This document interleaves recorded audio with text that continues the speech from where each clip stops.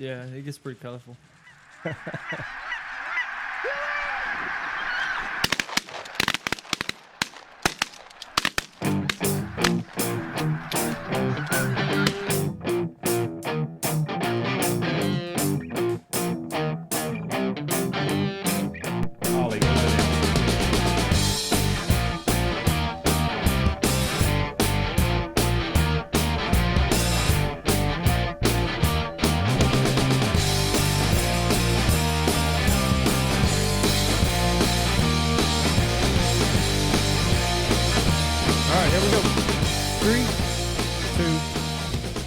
Boom, and welcome to the Big Honker Podcast, brought to you by Double T British Kennels.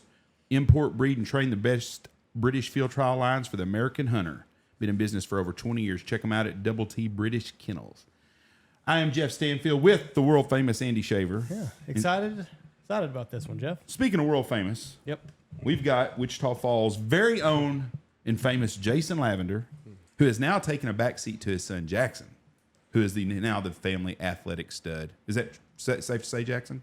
Me personally, I like to think so. Yes. He'll probably argue that, but I like to think so. Can you honestly tell me, look me in the eye and tell me you can outrun your dad now? I honestly, 100%, if we would have lined up when we were, like, if you were able to go back in time somehow or some way, and we were to line up, same age, same everything, I think I'd whoop him. I find that hard to believe. Is it Jason Kitty? Well, let me tell you this, Stanfield, is the facts are the facts. All right, the facts are this. It's on paper. I ran a 10.68. It was my fastest time on paper. And what was your time? 10.72, but I did celebrate early. I pulled up. I could show you on video. I promise you. If we get in those two lanes, we could go on and on about this, but Sounds like your dad's faster to me. Yeah. Now, you have committed to SMU. yes. You're the number 7 receiver in the state of Texas. Now, this is what's crazy. Your teammate is the number 3 receiver in the state of Texas, and he's committed to LSU. Is that true? Oh, yes, yeah. KP, yeah. And he's going to LSU. You're going to SMU. What the hell's your quarterback going to do? I don't know. I mean, he better have fun while it lasts because, I mean, we're all four not going to be in the same room forever. This is our last year all together. And, I mean... Is he a senior this year? Mm-hmm. He's a junior? He's a junior, yeah. So I'm assuming he's getting recruited pretty heavily, too. Actually, I don't think as much as people would think he would. He's actually very under the radar right now. And, I mean, you wouldn't really think it just because of the stats and stuff he puts up.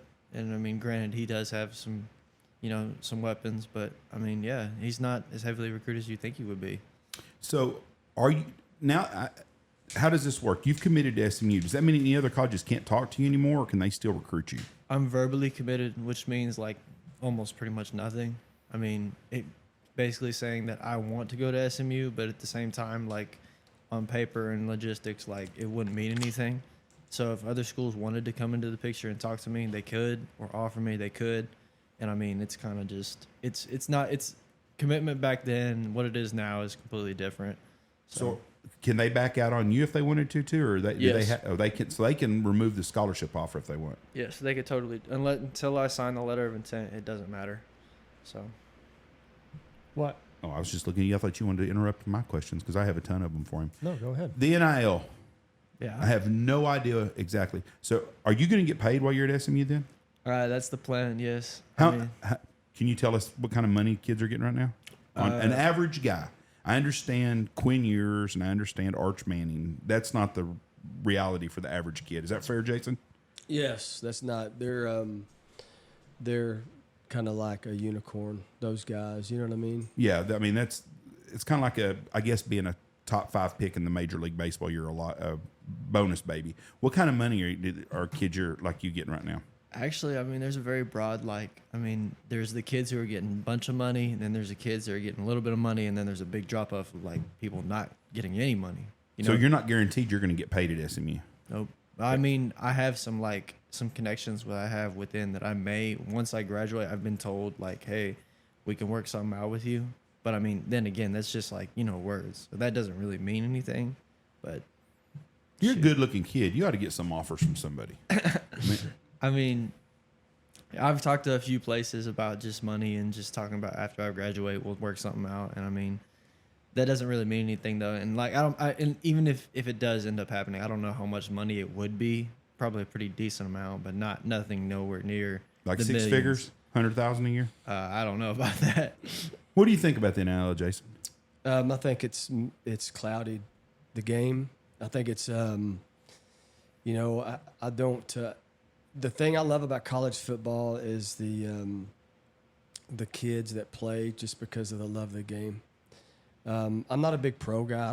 I watch pro football, but not a lot. But I love college football because those kids are playing just for the love of the game. And going through the recruiting process with Jaxson and seeing these kids, and I mean, this 23 class, we know almost all of them, and we know what money's out there. And one of the things is for me, just personally, from a family standpoint, we're not searching for the NIL. That's, to me, it's not teaching, for me, not my kid, the right thing, in my opinion. Now, I know at some point he has to take care of himself, and it's a business. Yes, I understand that. But I think it's a slippery slope, to be honest with you. It's tough because these kids, these 17 years old, they're 18 years old. How can they handle, for example, Jaden Rashada just signed with Miami and reportedly got millions of dollars, right? Wasn't it like it was $9 million, and he passed up an $11 million paycheck. And so how can a kid at 17, 18 years old handle something like that? They can't. And, you know, that kid would have never gone to, I shouldn't say never, but he wouldn't have gone to Miami if it wasn't for the money. Yeah, Miami in the 80s he would have, but not Yes. Miami in 2022. Correct. Yes. Correct. And I think that it's just going to muddy the waters. And anyway, I'm knee deep in this conference realignment. That's going to come into play, and I'm sure we'll talk about that later. But I want to go back to the commitment and for SMU and Jaxson.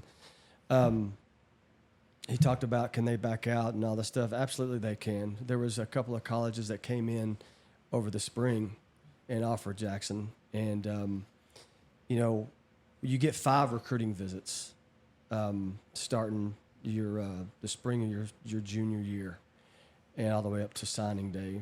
And there was a couple of schools that came in and wanted me to come on an official visit and things like that. And, well, he's going to take one, and it's going to be at SMU. And so just a little story here. We called SMU, or Jaxson called SMU and said, hey, I'm not going to go to this school. However, I just want to get a free trip because they pay for everything. And, of course, they said, sure. But however, at the same time, there's been instances to where if you go to another college and you're already committed and you take that official visit, then how committed are you? There have been instances where guys like Miles Price, the receiver that plays at Tech right now, he was committed to Oklahoma State, took an official visit. Oklahoma State yanked it because he took that official visit. So this recruiting stuff and this NIL stuff, I tell you, I feel sorry for kids right now because there's so much to navigate and it's uncharted waters. And if I'm a parent of somebody that's getting recruited, you have no idea. I mean, how can you? Right. Of what's going on? Because nobody knows. Nobody knows. And so, anyway, it's that's the hard part about being a recruit right now, to be honest with you. Now, Jason's background is you played football at Wichita Falls High School. You went to Kansas in track, right? I did. Then you transferred to Tech and played football. Correct. Played in the Cotton Bowl, caught a touchdown. Mm-hmm. You were head coach at Wichita Falls for a while. Right. Now you are the co-offensive coordinator At Lovejoy. At Lovejoy, which is right outside of Allen. 6 miles east of Allen. In a football hotbed. It is. And you coach your son. I do. Is that hard? It's hard. It's been very difficult. You're harder on him than you are other kids. 100%. Yeah. I've always been that way, and you know, before I got to Lovejoy, I was opened up a school in Frisco Independence, and we lived in Prosper at the time because housing around there is crazy. And so at that time, the only thing we could afford was a house in Prosper, and I commuted 15 minutes in. But I brought him over with me to Frisco ISD because our middle school, our junior high, was right across the street, basically from the high school at Frisco. And so when he was a 7th grader, we'd have spring football at the high school. Well, I'd make him go. He's been going through spring football since he was in 7th grade. I just bring him up. And, it's paying off. Yeah. Well, I hope so. And he's blessed with your speed. Yeah. And on your you have your mom's side. Her uncle played at Arkansas, and I think he was All-American. He was really good. Yeah, Mickey Maroney, And he was a Secret Service agent or FBI, Secret Service. and he got killed in the Oklahoma City bombing. That's correct. I remember that. Yeah. It was a big. I mean, Yeah, they have that. My wife and her family go up to that memorial every year, and it's a sad thing. But yes, very. Matter of fact, when Sam Pittman came down, we've had every college in the country stop by at our school, and we talked about Mickey Maroney and when Sam Pittman came by the school. So yeah, he's Arkansas Razorback for sure.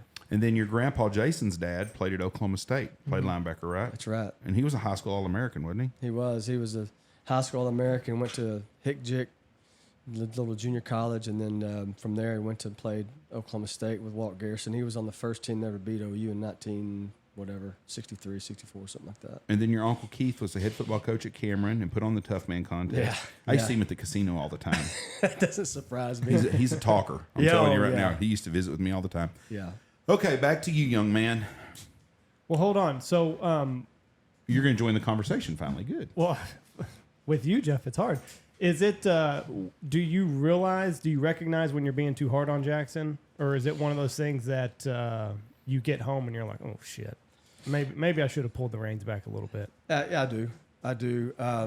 Because the expectation and the standard is a little bit higher, not a little bit, a lot higher for him. He should know things. Right.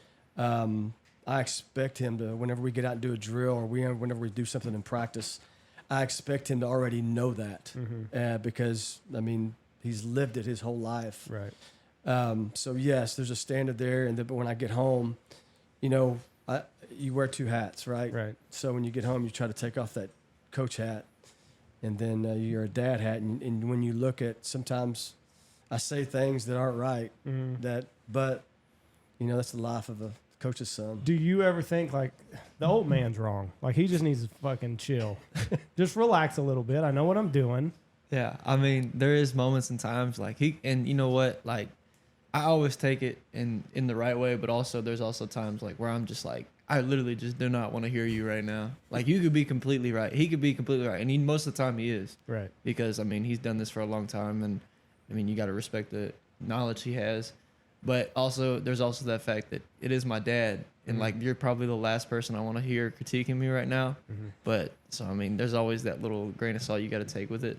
Is it when you leave the field house, is it over, or does any of this carry over to the house? boy. Oh no. my gosh! No. You're never need are you? No, No, I You mean, need to ask my wife about this one. we have film sessions that probably every night we'll watch film. If there's any film, we're gonna watch it, and well, it usually ends in like a fight, and then we'll wake up the next morning and we're completely fine.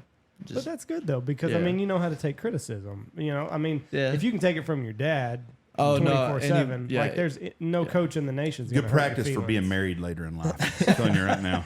I tell you one thing I didn't realize. So back when I was in school, late 2006 is when I graduated. I didn't realize the film war. I didn't realize that was like a currency, because our coach, he was connected to everybody. And I guess you could only trade like 2 tapes, Right, yeah. VHSs Yeah, I back agree. in the day. So he had like a notebook, and he had, okay, I've got this film. If I trade this film to he was playing chess. So by the time district rolled around, we had bootleg copies basically right. from other schools of our entire district. And one of the coaches got pissed off at our coach. He's like, listen, I'm trading the 2 films. But he was pissed that we had a district game with them and we had all 6 of their games. And they're like, well, that's not fair. And he's like, well, Yeah. just work the system, baby. It's a different world now with Huddle, isn't it? It is. And to your point there, we've gotten away from just, hey, we're going to trade 3 games. We'll just trade them all. Right. Trade them all because you know what? You're going to get them anyway. Yeah. So we're just going to trade them all, and it has changed back from, even 10 years ago, whatever. It was a little bit different. We had DSV, but now it's Huddle, and Huddle's made things so much easier. Where And it's just everything. it's everything. Oh, Yeah, it's easy. I didn't realize it was like drug deals. Like I'm really good friend. I'm on school board now, but the superintendent was my coach when he was my junior high coach, and then he was assistant when I was in high school. But he met this team, and they were agreed 2 films or whatever, 3 films, and they only came with like 1. No. And this was back before like cell phones, like, you know, you get a roaming Right. charge and you don't want to make the call. So he goes into a restaurant, picks up a payphone, and he calls the AD and he's like, hey, they've only got 1 film. Like, what do I do? He's like, fuck them. That's right. Get in the car and leave. That's right. And I did not realize that It's it a was like a cutthroat, drug yeah. deal Yep. every Saturday morning at this 100%. mutually agreed upon coffee shop. 100%. The facilities y'all have in Lovejoy, I'm assuming, are pretty new. Yeah, it's $10 million worth of upgrades we just got through doing, and we're not done. We're still doing some graphics in our indoor facility. So your film room that you're going to is probably what the University of Texas had 25 years ago. Yeah, well, I don't know about that, but it's pretty nice. We have several different rooms that we can go in. We have a team room that seats, you know, our whole entire team, and we have 2 sides of projectors. We have a dividing wall that we can draw plays or whatever, you know, that kind of deal. And then we have our coach's office to where we can watch video, and then we have also in our locker room, we watch video. So obviously you got to think about, well, you know, every day, morning or night or evening, we break up by position and watch video. Each position group has their own video room. And so we're blessed to be able to have things like that. There's a lot of schools I've been to that don't have that, like Old High didn't. We had to make do with what we had. But Don't yes, even get me started on that shitty Yeah, I ass know. school district. Boy, you ain't kidding. We pulled in last night, and Jackson goes, "Oh, Wichita Falls, this is a wonderful place to be," you know, that kind of deal. So he kind of knows. It It's a sad deal. is sad. That's ridiculous what they've done there. So much potential, but it's a small-minded. You know, I shouldn't say. I don't know. Anyway, I wish there was a bigger vision there. And they don't want anybody from. Do you know Chris Heskett? I do not. Biscuit. He graduated with I did. He graduated from Ryder though. He's a school superintendent in a small school at Covington. Mm-hmm. They asked him to apply for the job. He's from there. He does a great job where he's at. Then they didn't even interview him, but then they hired another guy from a small school. And I just don't understand why they don't want to. I went through that. Yeah, it's just dumb. So the first time I applied for the Old High job, I was at Garland High School. We'd gone 22. I was, as an offensive coordinator, I was 22-4. And, you know, I interviewed.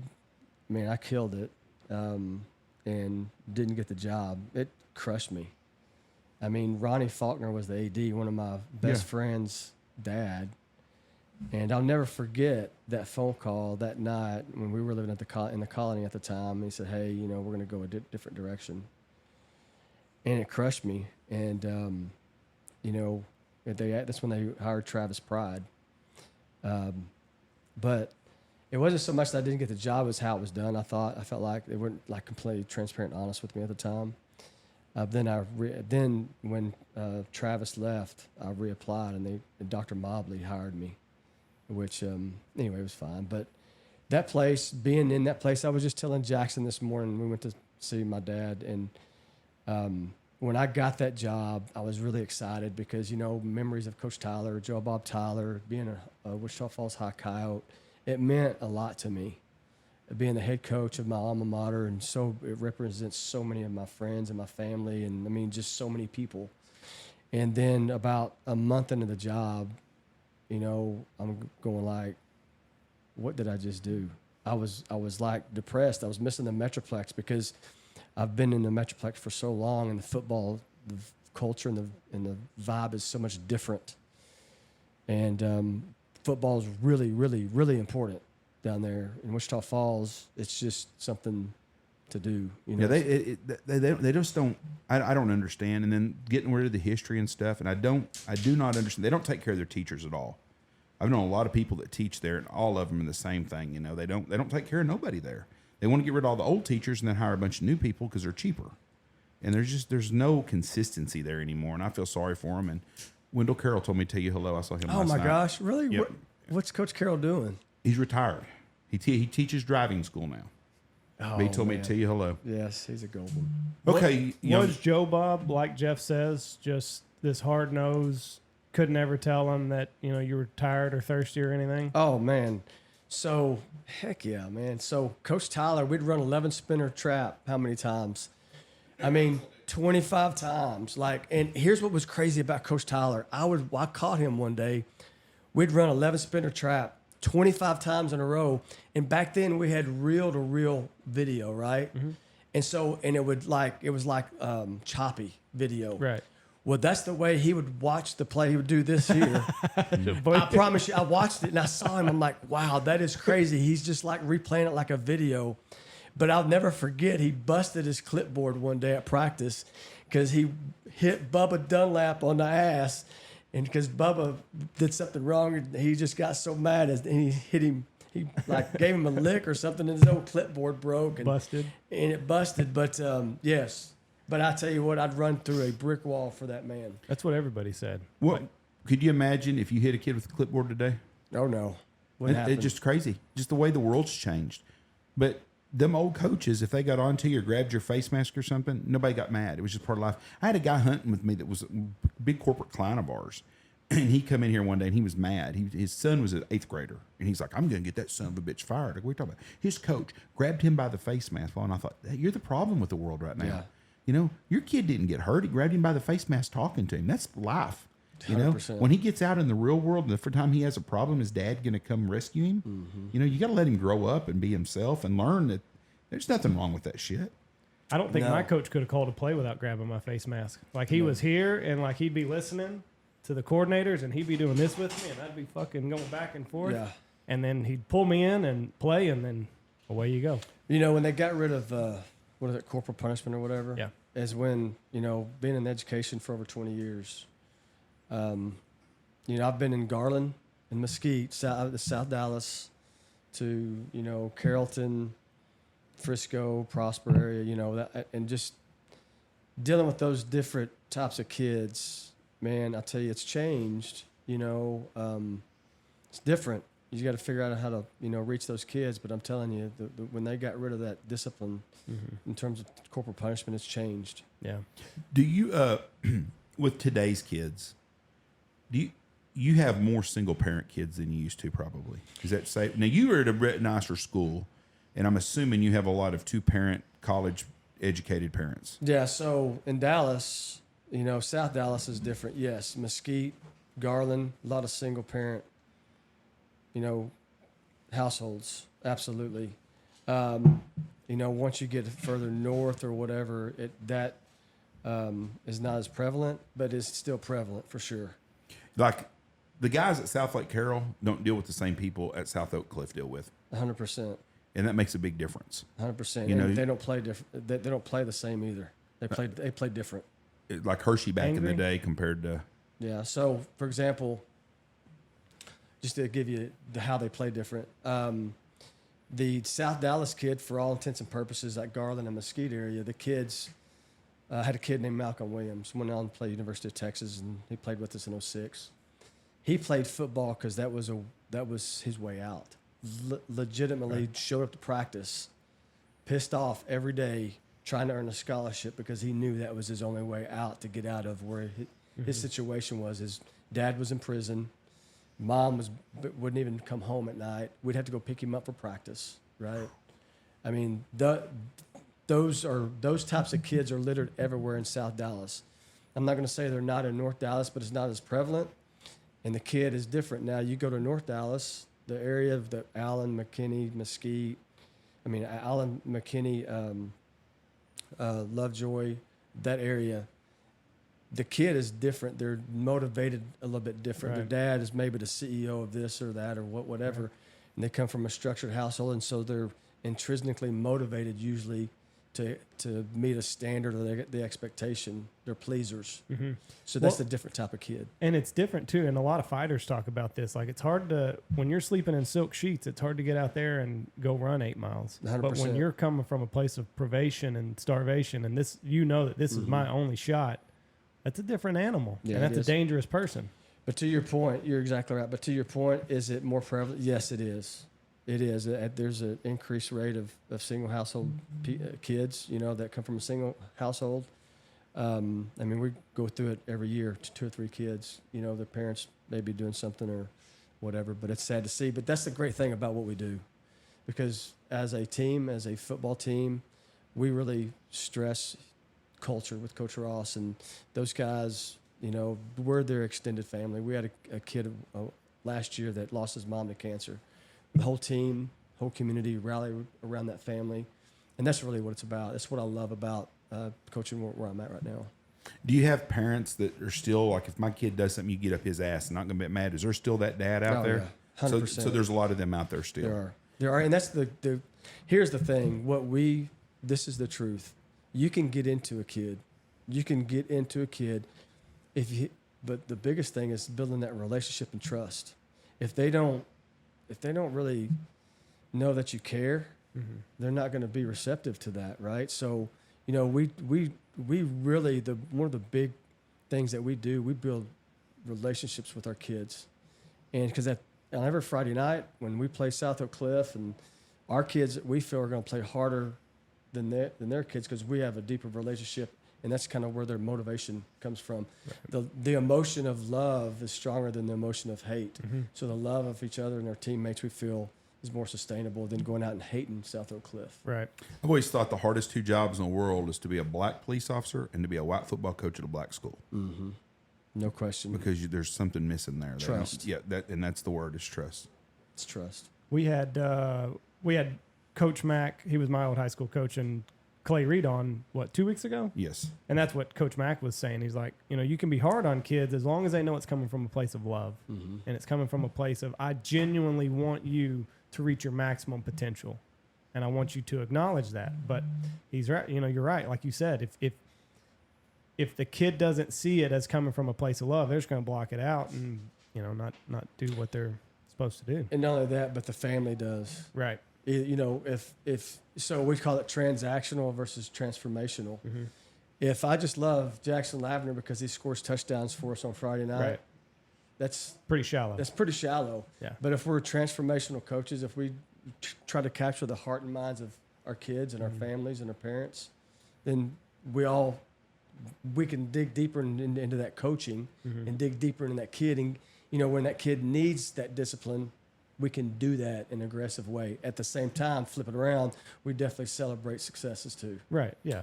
And kids aren't as stupid as people like. Absolutely Like not. they can sense bullshit from a mile 100%. away. Their sixth sense, they're built different, and that's 100%. good. Yes. Who's the best high school football player you've seen since you've been coaching? The best since I've been coaching has been Kyler Murray. Did you play against him ever? I did not. I was in Frisco whenever he was at Allen. He was a great high school player. Great Great at player. Oklahoma. Don't know if he's going to be a great pro player. No, he is the best high school player. That's what everyone said that has seen him, because they said he was the same in high school. You couldn't tackle that guy. And I still mean, have- even the best have problems with it. Yeah, I mean, so it doesn't. So Tom Westerberg was his OC. If you talk to Coach Westerberg, he'll tell you. I mean, I called the play. If it broke down, great. Tackling, try to tackle that dude, because you're not going to tackle you in high school. You weren't going to tackle that kid. Who's the biggest bust you've seen? No, I don't want to say that because I want to call some kid out. Who has surprised you at the next level that you coached against in high school that's went on? Because I know you've coached against a lot of kids in the pros now. Any one of them surprised you that really matured as they got into college, into the pros? Not, oh gosh. The one that comes to mind is probably a kid by the name of Adrian Phillips. He plays for the New England Patriots right now. I coached him in Garland. And, growing up, I wasn't sure where he was headed. But he always had this. The thing about Adrian Phillips, he plays safety for them. He played quarterback for us. Wow. And he went on to play at the University of Texas and ended up, I think he got drafted late. But the thing about that kid is that he wasn't uber talented per se, but he's always persistent and consistent. He would never go away. He was always there, but he was a knucklehead. Right. But his success has shocked me. I mean, he played for the Chargers And then now, they let him go and he got picked up by the Patriots. And again, that consistency and that persistence has paid off for him. So Right. that's He's got a good life ahead of him now. Absolutely. That's the same story as like Wes Welker. Like he was just the fly that wouldn't go away, and he would Correct. outwork everybody, and you're not going to get rid of the kid. Let's talk about the next Wes Welker. There you go. You got a chance because football has changed from when your dad played to you, because guys your size playing in the NFL, every team's got one of them now. Hunter Renfro kid, I don't know, he's not much bigger than you, is he? No, I mean him, Braxton Berrios for the Jets. I mean you can go on. And on. The undersized slot guy. Yeah. Now you're fortunate enough you get to play at the Ford Center where the Dallas Cowboys practice at a lot, don't y'all? I Yes. saw some game film of yours Occasionally. when you play there. So you're around some of the Cowboy players. Yeah, actually, Dak and them train at our facility quite frequently. So you see Dak a lot then. Dak, He's a CD. big man. Oh yeah, huge, Yeah, he's a big big guy. individual. I want to get him on the podcast one day. You know what I'm going to ask him? I'm going to ask him about the guy that knocked him out at the spring break, because there's a guy out there that hit him in college. And did you know that? No, I He didn't. got knocked out in college at spring break, like at Panama City. And there is a guy that everywhere he goes, that's all he brags about to his friends. I knocked Dak Prescott's ass out. And he did. It's all he talks about. Yeah. Have you ever seen the video? No. It's out there. He did. He got cold cocked by some boy in a parking lot when he was at Mississippi State. Really? If I can find it. But would you not? That guy brags about that. Every time Yeah. Dak's on TV, I knocked his ass out. That's next time Dak comes up, because Dak and the Cowboys and CD and those guys, they come up and train in our facility. So we have a quarterback So training. you see him a lot, because I've seen him on your. He wished your wife happy birthday on Yeah.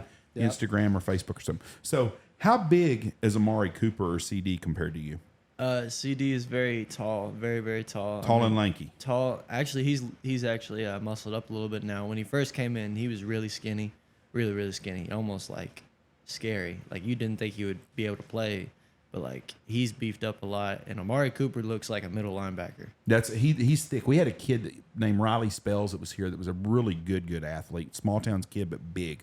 Won the state powerlifting meet, and him and Amari Cooper look a lot alike, built a lot alike, same head on him and stuff. Wow. He looks like he's pretty thick fella. Here we go. What about James Washington, our friend, just signed with the Cowboys, and James is a local kid from out here. Have you met James yet? Mm-mm. He's new wide receiver. He was at Pittsburgh, and now he's at Dallas. Okay. He's a really super good dude. Loves to hunts with us and stuff. Top-notch kid. I hope he really does well there. What about Gallup? Is he a big boy? Gallup, yeah, he's pretty big. I mean, compared to the other ones, he's kind of like, he's the leaner type. He kind of looks like he's kind of built, in my opinion, I think he looks like a sprinter. Do you ever run drills with him or anything? Yeah, we run routes and stuff like that. I'll go through some of their concepts with them and stuff. It's all like what I've kind of experienced is it's all the same, all the routes and stuff like that. It's just it either gets deeper, more detailed, or just nothing changes. It's just deeper and more detailed. Do you think that's why more of these young college quarterbacks are making it in the pros, is the game has adopted more to the college and high school game than it has the pro 100%. game? There's a lot more passing going on, and if you look at Cliff Kingsbury, what Cliff is doing at Arizona, and what Sean McVay's doing at LA, there are a lot of the similar concepts that Leach has run, or Mike Leach. That system is derived from that. But the pro game is absolutely, it's a passing league. It's a quarterback-driven league. And you look at a lot of those. I mean, look at how many what we call air raid quarterbacks are in the NFL right now. You have a lot of them, and so because it's become a passing league. You look at Gardner Minshew. I mean, that dude should not be playing football. I Just mean, like he should be selling cars. 100%. But he can throw the football and he come out of that system. I'm a big believer in the air raid system. That's kind of I ran a hybrid of that, and just because my relationship with Sonny Dykes and some of those guys that taught me that offense a long time ago, and I ran that offense forever, and people are still running it today. We do run some concepts of it at our school currently. So it's a quarterback-driven league, and it's going to continue to be that way. It's going to lean more toward a college feel in the future. Speaking of Sonny Dykes, he was at SMU. Now he's at TCU. Yes. Is that did y'all gain or lose some recruits when that happened? Yes, we actually lost two big ones for us, and I mean, I don't think they were more for Sonny as they were for Rashad Samples, which was the old recruiting guy or running backs coach. Is he at TCU now too? No, he's with the Rams now. Okay. Yeah. He's a running back coach for the Rams. I don't understand that move. The dynamics in Fort Worth and Dallas are completely different, I think. TCU, if Sonny Dykes don't win 9 or 10 games every year, they're going to get rid of him in 2 years. If at SMU he wins 8 games every year, they're happy. Or that is from a fat boy in Knox City, Texas. Am I close on that? Probably. I think you're right. I think that, but they paid him, and I don't know, and he has not told me this. This is just my own personal opinion. They gave him a nice salary bump, and he'll never. This will probably be his last job, the last one. And him and Kate are unbelievable people. He's married to Kate Dykes, Joe Golden's daughter, Joe Golden's daughter. Yeah, and so we have a great relationship with Sonny and Kate and their kids. And it's a funny story.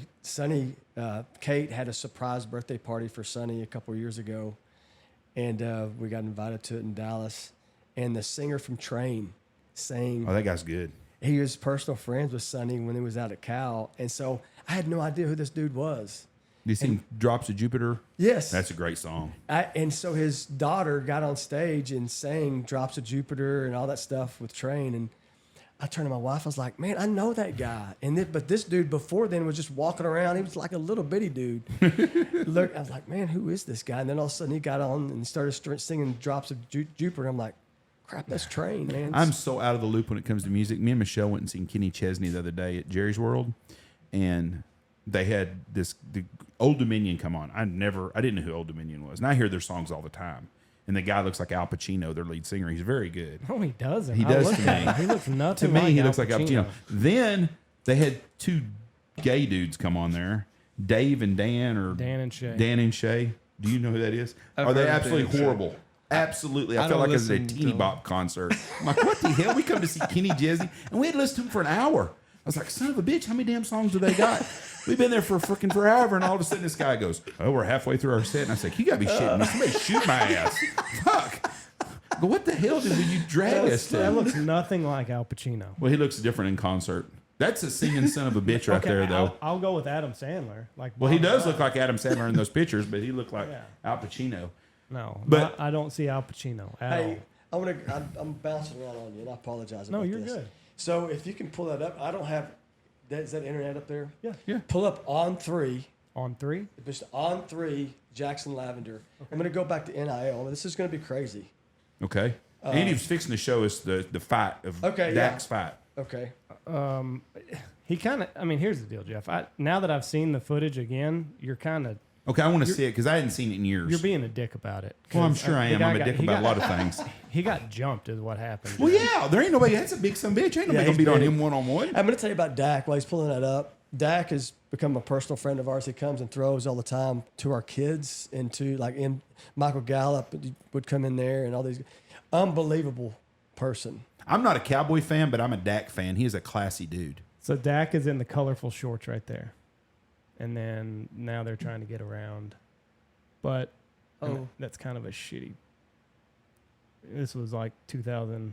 There he is on the ground. He's on the ground. But so this guy comes in and he's gonna like Superman, or he's gonna like just waylay him here in just a second. But it's actually how he got his scar underneath his right eye. Jackson, this is why you do not need to go to spring break.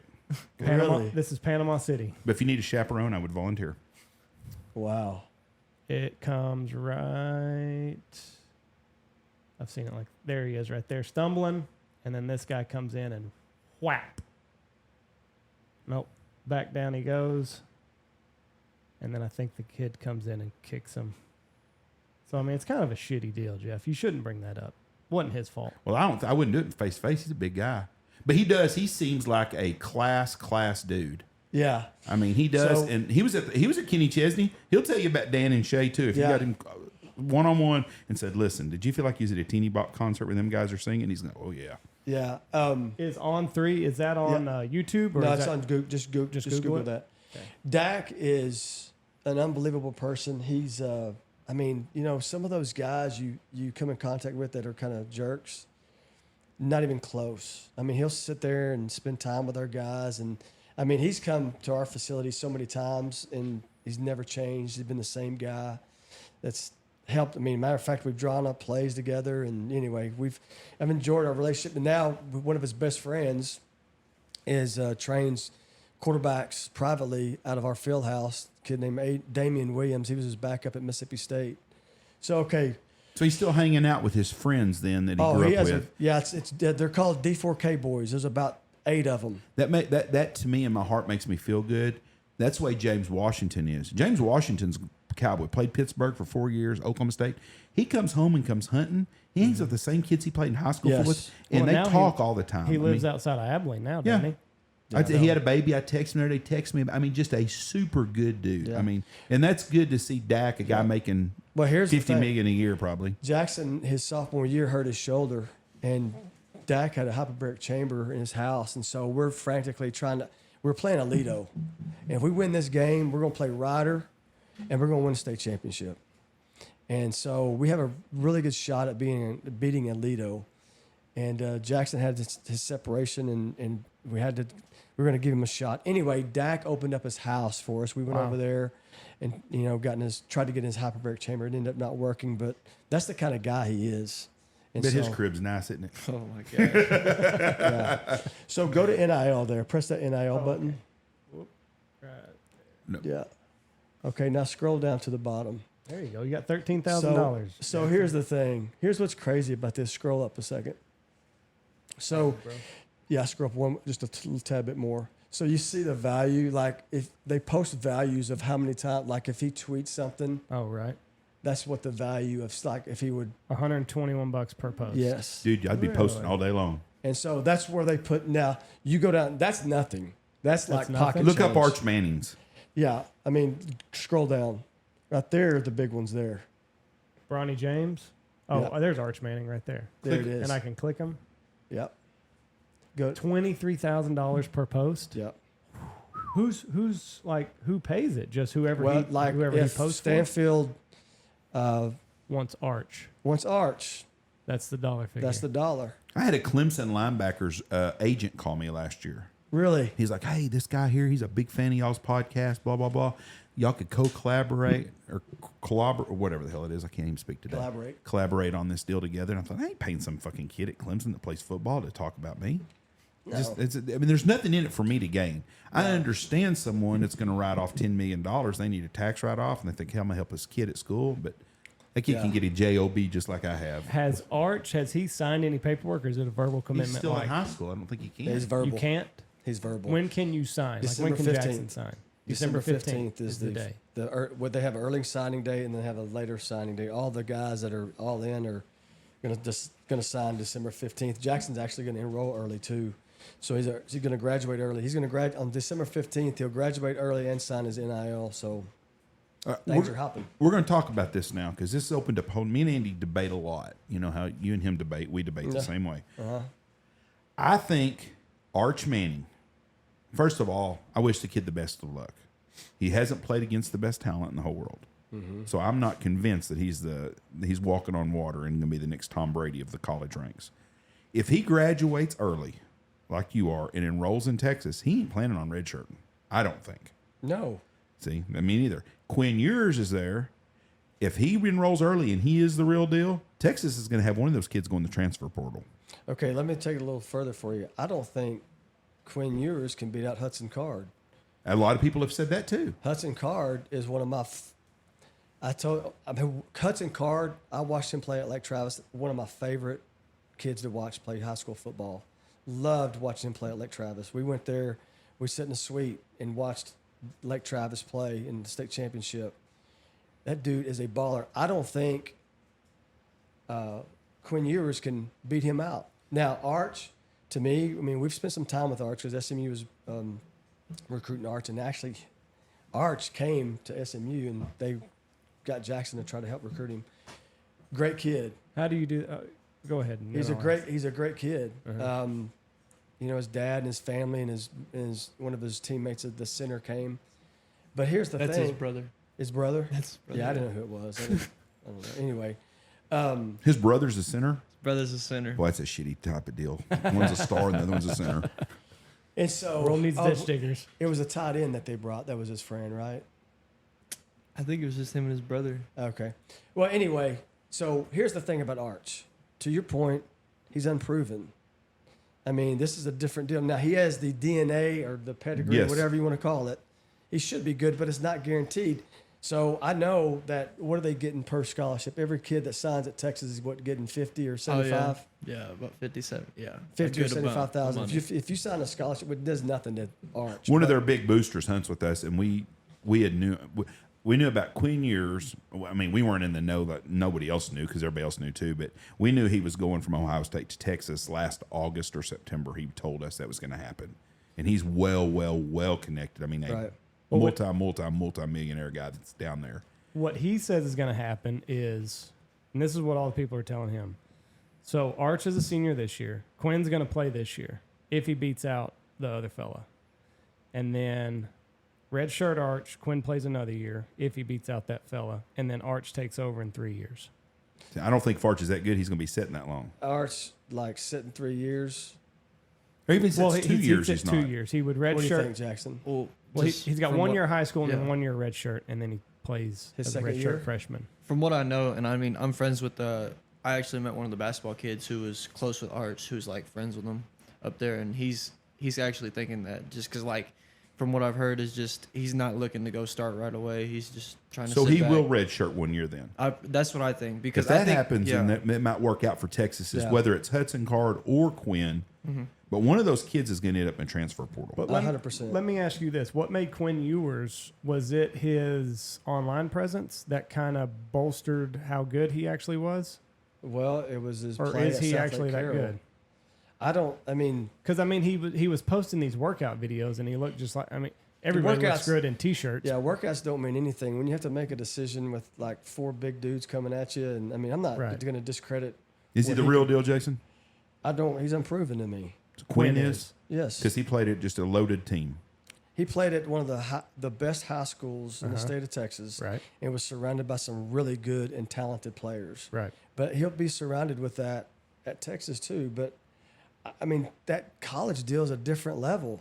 Mm-hmm. You know, the game is so much faster, Right. especially for a quarterback. I really don't know. My opinion is I think it's going to take him a while, and I don't know if he has a while. That he hasn't played football since high school. 2 years. And he missed 1 year. He missed his senior year of high school. That's correct. Yeah. I had a guy tell me, a good friend of ours is a big Ohio State guy. And you know how they are. They'll drive you freaking nuts. They're worse than Texas Tech people are in West Texas. Sorry to you two, but that's Yeah. the truth. Do you not agree with that, Texas Tech people? They wear you out. yeah. There you go. You know what I'm talking about then. But he tells me the other day, he goes, well, Quinn Ewers ain't the real deal, or he would have started at Ohio State. He said, if you can't start there, you ain't going to make it. 100%. I said, do you know who Joe Burrow is? Yep. He didn't make it at Ohio State, and he done pretty damn good. He's a talented. The deal with Texas on this thing is, and all this big money is, they got unproven commodities. They don't know what they have, but they think it's all going to be roses for them, and I don't know. But I saw a stat on Kyler Murray. Kyler Murray played more football in high school with guys that played in the pros than who was the second quarterback? Was Carson Wentz taken when Kyler Murray was? No, I don't know. Whoever was the second quarterback that year, What year did he draft? 2000. whoever was the other 15? quarterback in that draft, hadn't played in college with as many guys that played in the pros as Kyler did in high school. So different facilities and different situations make you a better player. I think Tua at Miami, I think that's his problem. Yeah. If Miami doesn't win this year, then Tua's out. But if they win this year, well, why wouldn't you win? I mean, gosh almighty, you got great running back, you got great wide receivers, you got a great tight end, you got a good offensive line. Tua should do great at Miami. But you don't know what you really have there because all the talent around him. And I think that's what Quinn Ewers' problem is. You know my problem with Tua, and there's nothing. There's been plenty of quarterbacks that were left-handed. I just have a left-handed quarterbacks. They just bug me. Why? Just I was being a receiver Yeah. at Tech. Spin of the ball. The spin of the ball is different. You wouldn't think that it made a difference, but for me, Mm-hmm. and I wasn't great or anything. But I mean, like it was just different. And every time, I've coached quarterbacks for over 20 years, and I'm not saying I will never coach a left-handed quarterback, but it's different. You just hope you don't have one coming up. That's right. But they're difficult. I think it was Jerry Rice. Jerry Rice knew that Steve Young was about to start. So that whole offseason, he got a lefty to throw the ball to him. It's Just different. because he knew that the spin was going to be opposite of what Joe Montana was throwing. 100%. Jerry Rice is working in the offseason to learn how to catch the ball from the left. That ought to tell you something. No doubt. I'll tell you how detail oriented that guy was. Yeah, and those are the things that are going to set you apart at that level. The next quarterback taken after Kyler Murray was Daniel Jones.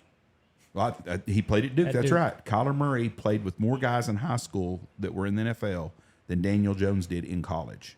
Wow. Just a complete difference there. And then Dwayne Haskins, RIP. So how big's Arch? Is he a big guy? Pretty big. He's pretty big. Was his dad big, Cooper? I was his dad there. I don't know. if Yeah, he was. Cooper was there for sure. I don't remember He and his Cooper mom much. were there. Because I saw a picture of Eli and Peyton with The Rock. And The Rock, the wrestler, looks like a big guy. Yeah. And then when the Mannings were sitting by him, he didn't look that big. Yeah. I mean, they're big men. I had a picture on my Instagram of you and Arch. Yeah, A couple, when they were Arch is trying- big. Yeah, He's a big individual. Was there any chance of him coming to SMU, did you think? Just during that time period, I felt pretty good. We made like his top 7 or something like that, which is pretty good. I mean, talking to his mom and stuff, like this, it seemed like SMU was the spot, so they could have been, just leading it on. But Boy, that would have turned the football world upside down. So Yeah. so you were in charge of trying to get him to SMU. What does this entail? Because there's pictures. Here's Gronk at his pro day or his visit at Ohio State. Hung over Gronk at Ohio State. And never. He looks like a mullet head anyways. No. So Sonny Dykes called me and said, hey, and I think he might have called Jackson too. Hey, Arch is coming in. We have an outside shot at him. I need all hands on deck. I need you to talk to the parents and have Lav talk to Arch. And we just kind of hung out at the facility. We didn't go out or anything like that, but it was about a 2.5 hour deal at the facility. And at SMU, they have it's a really nice indoor facility, but they have a little conference center, not a conference center. I don't know what's it. Game room, where they play video games, shuffleboard, and they take pictures and all that stuff. Play dress up, and anyway, just that. And they were actually on their way to Texas the next day for their first unofficial visit. See, I keep telling Andy, and we did this is another big debate. If Harvard ever wants to get in the football business, they've got the money. They could buy them a college football team. 100%. And SMU is the one school that has been known to buy them a college football team. They were just waiting for this NIL to so, so somebody like Arch, but Arch is a different story because he comes from money. His money's not a motivating factor for the Mannings at all.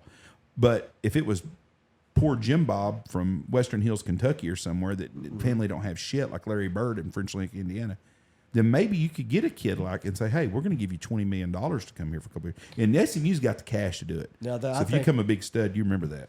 NIL right now for schools like SMU are, SMU's NIL situation is a lot better than TCU's right now. Oh, yeah. And that's leveled the playing field on getting a kid like Arch. And here's what I was just reading something on the way in this morning is that, with all the conference realignment and stuff, SMU is primed to go into being that next group of teams that go just because they're academics, especially in the Pac-12.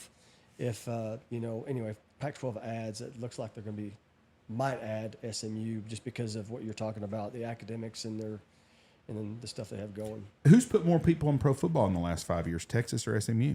Oh, SMU has. That's right. And people don't forget about that, though. That's right. But, they don't realize that. But there's been a lot of good athletes come through Dallas, Texas playing football, which Dallas, Texas is a hotbed for college. There's no reason for SMU, TCU, and North Texas to not be good in football. I agree. There's way too much good football. Same with the University of Houston, in which Rice won the College World Series 10 or 15 years ago, and every kid on the team was recruited within 30 miles of their campus. The problem with Houston is it's a commuter school. Right. And just like North Texas. Those are tough places. And I'm not going to say it's impossible. Dana Hogerson's done a heck of a job at Houston. Dana's a friend of mine, and he does. I like Dana. You have a better haircut than he does. Yeah, absolutely. Dana is, whenever Sonny Dykes was at Tech, he would invite me out to work camps. Well, this is how I got to know these guys. It was Seth Luttrell, Dana Hogerson, Neil Brown, Bill Beedenbow, which is now the offensive line coach at OU, Rob Likens, which is now the receivers coach at SMU, Lincoln Riley. I worked a camp with all those guys for like 3 years in a row, and that's how I've developed a relationship with those guys. And Dana is one of the craziest dudes out there. There's a lot of people wanted him to get the Tech job. Yes. Well, yeah. And here's the deal. I do know there's a bunch of, as an alumni, as ex-player. Drag I was this one of just a those little guys. bit closer to you.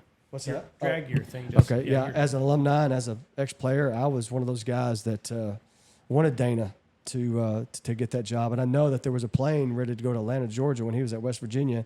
They were going to meet in Atlanta to try to get that deal done, but the AD put a hoax on it the night before. Are you friends with Greg Burden? Mm-mm. You okay? He played football with Dudley McAfee. He's a Okay. good Facebook friend of mine. He's a funny son of a bitch. He's about as politically incorrect as I am. I like people like that. Have you ever thought about coaching in the college arena? I have. Yeah, I have. I think that we'll see what happens. There's a rule right now the NCAA has called an IAWP, individuals associated with the prospect. Oh, okay. So what that means is that like if I would have gone to SMU this spring, then Jaxson would not have been able to go for 2 years. When did they put this rule in? It's the Nick Saban rule. And so Nick, Yeah. he used to hire a bunch of these high school coaches to get these recruits in. Oh, And so the NCAA came in like 14, I think. I don't know what year it was, 14, 17, something like that. IAWP. And so I've had a couple of guys call me and ask and inquire, but I'm not going to, Shouldn't that be called the Gus Malzahn rule? yeah. Because that's the one that did it when he went from Siloam Springs, Arkansas to Yeah, Arkansas Shallow Christian. and took Yep. the kid that played for the Cowboys, Darren McFadden, and the quarterback, Mitch Yep. Mustang, maybe. Wasn't That's that right. kid's That's name? right. And he went to Arkansas, and he was their high school coach, and they hired him. It's funny that in the NBA is going through that same thing right now. That kid that was I'm not a basketball fan at all, Right. but the kid that played for the Mavericks, their point guard, he just signed a contract with the New York Knicks, I guess, and his dad's an assistant coach with the Knicks. Really? And his best friend and college roommate is the son of the GM of the Knicks. It was a screwed up deal, but Right. that's why they got him there. Yeah. So now, you couldn't. So now, what you're saying is after Jaxson graduates, you might be a college coach. If somebody calls, sure, I'll entertain that. I would love to be at SMU. Once you get one of them jobs, you're set for life, basically, because you go Well- from one college to another. If you don't, that's how it Well, works. it does. You're moving every 3 years. I would, I would enjoy something like that. I like recruiting. I love college football. I love all the things that go into it, the recruiting, all that stuff, and the game day and practices and things like that. Rhett Lashley is a good friend of mine, which is the head coach at SMU right now, that actually played for Gus Malzahn and coached with Gus. He coached Cam Newton when they were when they won the national championship at Auburn. And so, you never know. It's not what you know, it's not who you know, it's who knows you. Yeah, it's always funny is in the NFL, a guy gets fired from one job and he goes to another franchise. Right. And what shocks me is a guy's a horrible a head coach. Right. And then they give him another job as a head coach, and I just don't. it's a fraternity. Yeah. It's kind of like the Cowboys with Mike McCarthy. He might be a pretty good coach, but gosh almighty, when you get Coach Brett Favre and Aaron Rodgers, you ought to win a lot of football Yeah, games. no doubt. And then they're like, I wonder why we're not doing better. Well, that franchise, two of the greatest quarterbacks ever, and they won 2 Super Bowls, one each, and that's In crazy. 30 years. That's nuts. I didn't realize how bad Rodgers' fundamentals are. Like when you look at his footwork, you would never teach a quarterback that. Aaron Rodgers is a unicorn of quarterbacks. He can do things that nobody else can do. Right. And he's incredibly accurate. And but his throwing mechanics are. I mean, you don't want to emulate those at all. But how do you, as a coach, You leave him alone. but how do you know that you should leave him alone? Do you see Well, what I'm saying? Like production. If you're at a high school and you're like, set your fucking feet. Yep. And I'm sure he has progressed as a player. I'm sure if you look at his probably, he was more of a traditional, but like I always wondered that, like, how do you find out that no, he's a unicorn and I just need to let him be a unicorn? Jim Tedford was his coach at Cal, and I think if you were to talk to Jim, he would say, hey, he was probably on him about his fundamentals and techniques. But when you go to the pros and you go to the NFL, you figure out, he's done that and been highly successful. Who's going to tell him not to do it when you're sitting there producing those numbers, right, and winning? Yeah. And anyway, I think was just a progression of him. And, in college, I know he wasn't like that. Yeah. His predecessor was the same way. Favre. Yeah. They said Favre. he didn't even know how to read a defense when he got Yeah. there. Didn't know what nickel defense was. So Favre, he does what they call crunch when he kind of crunches down with the ball, and I'm shocked that he never had arm issues, and he probably did never told anybody, but he was a unique passer as well. But I love that he was a gambler. You know, he rolled the dice a lot, which I love. You know, He was Patrick Mahomes yeah. before absolutely Mahomes. 100%. I mean, Yeah. just throw it underhand or whatever. Underhanded, flip He was it. a winner. Yes. And Mahomes catches a bunch of shit, and I do not know. I think a lot of it's jealousy. I think a lot of it is his brother and his Well, that doesn't help baby at all. mama. Yeah. That You got to that, stay off TikTok. Yeah. that doesn't help him at all. But I mean, he's another guy that's a class act. Yeah. He don't get in trouble. He doesn't No. cause problems. Dak, that's what I hate the Dallas Cowboys. Mm-hmm. I love football, but I cannot stand the Dallas Cowboys. But I really like Dak. I was not a big Zeke fan until I watched Hard Knocks. Zeke could be a hunting guide out here for me. Oh, he would dude, fit like- right in with us.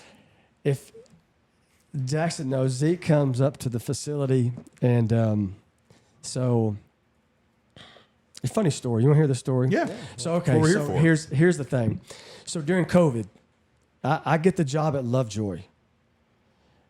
4 days later, everything shut down for COVID, right?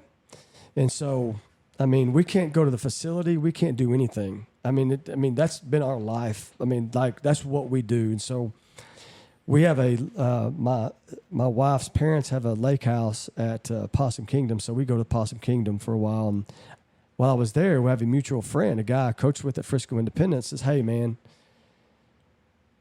is there any way we can come work out in your facility?" I said, "Well, who?" He goes, "Well, Dak, Zeke, MG13, Michael Gallup, Amari Cooper, Blake Jarwin, and Dalton Schultz."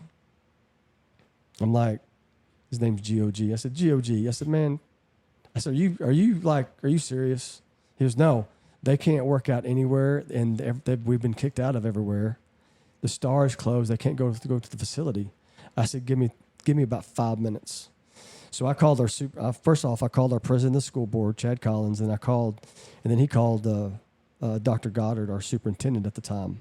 I said, hey, we have an opportunity to bring the Cowboys in during COVID. We won't tell anybody, and we'll lock it down, let them come up. Call back, let them in. So then, all right, so here's what happened. All right, Lav, look, they were talking to me. Look, lock down the facility, let them in, lock down the facility. The whole time we had COVID, they would come up twice a week. Wow. And there was one point in time, their whole offense and defense, they went through a little 7-on-7 at our facility. Tell them about Sean Lee, yeah, tell them about Sean Lee. Tell them the story. just normal sized guy, just walks in all like padded up in like pants and sweatshirt, got a big camera. Like I turn to dad, I'm like, who's his dad over here? Sean Lee. Yeah. He's over there just like calling defense and like just They say he's a real regular guy. One of my good friends, his neighbor lived next to his parents outside of Pittsburgh somewhere, and said he's just a regular kid that grew up in the neighborhood and was said you would not know he was a football player. No, he walked in and everybody said, "Who's the cameraman?"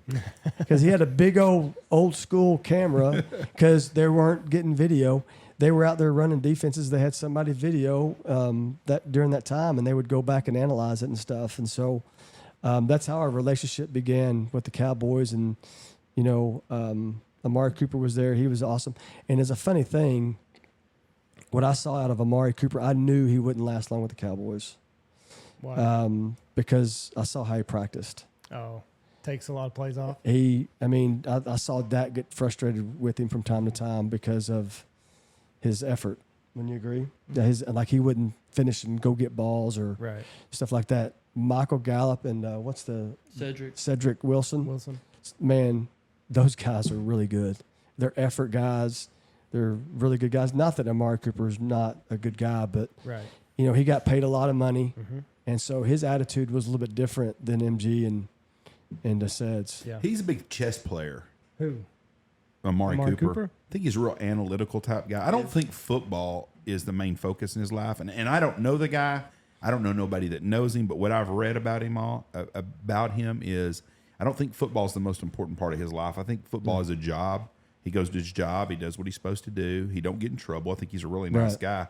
But I just don't think he's got I don't think winning the Super Bowl is his number one priority in his life. Well, he's with the Browns now. Well, so that ain't going to happen for sure. He took care of that pretty easily. Yeah, he talked about his time with the Raiders with me. We had an extended conversation, and he hated playing for the Raiders just because of, he mentioned it for whatever reason, this sticks out in my mind, about how the winds were bad in L.A. or at the Raiders, and how it was hard to catch footballs there, and how he didn't really like it a whole lot.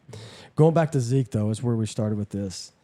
Zeke, so I'm trying to keep this down in our community that the Cowboys, I can't coming twice a week. Yeah, twice a week, and they can't. Nobody needs to know because number one, COVID. Number two, I didn't want a bunch of people coming around and stuff. We have a parking lot out in front, and so. It's so funny. So Zeke rolls in, walks in the door. I didn't look to see what he was driving or anything, and he walks in the door. Hey, what's up? This dude is like has his hair everywhere. No, just everywhere, but very nice and cordial. Mm-hmm. Anyway, he goes and works out with Dak and those guys, and so some of our kids come up, and more kids start coming up, and so I have to kind of keep them at bay. And they were talking about what Zeke was driving. Yeah. It was an SUV Rolls Royce. What you got in it, didn't you? It was like cowboy blue, patent leather seats, just like it was decked out. You don't have to worry about him. He's going to spend his money. Yeah. And so he kept on driving that thing up there, and anyway, it was kind of interesting. He's a different guy in the way that he works out. I mean, when he's out there, he busts his ass. Really? He really does. Worker. He's a worker. And what he was working on, he wasn't a very good receiver. Mm-hmm. But I will tell you this, 100% Dak Prescott is in control of that team. Really? I mean, him and Zeke and Dak. Which one is it? White one. The white one? Yeah. Yeah. This one, or I guess they're the same? Look up Zeke Elliott's white Rolls Royce. Okay. I'll guarantee you there's a picture of that thing.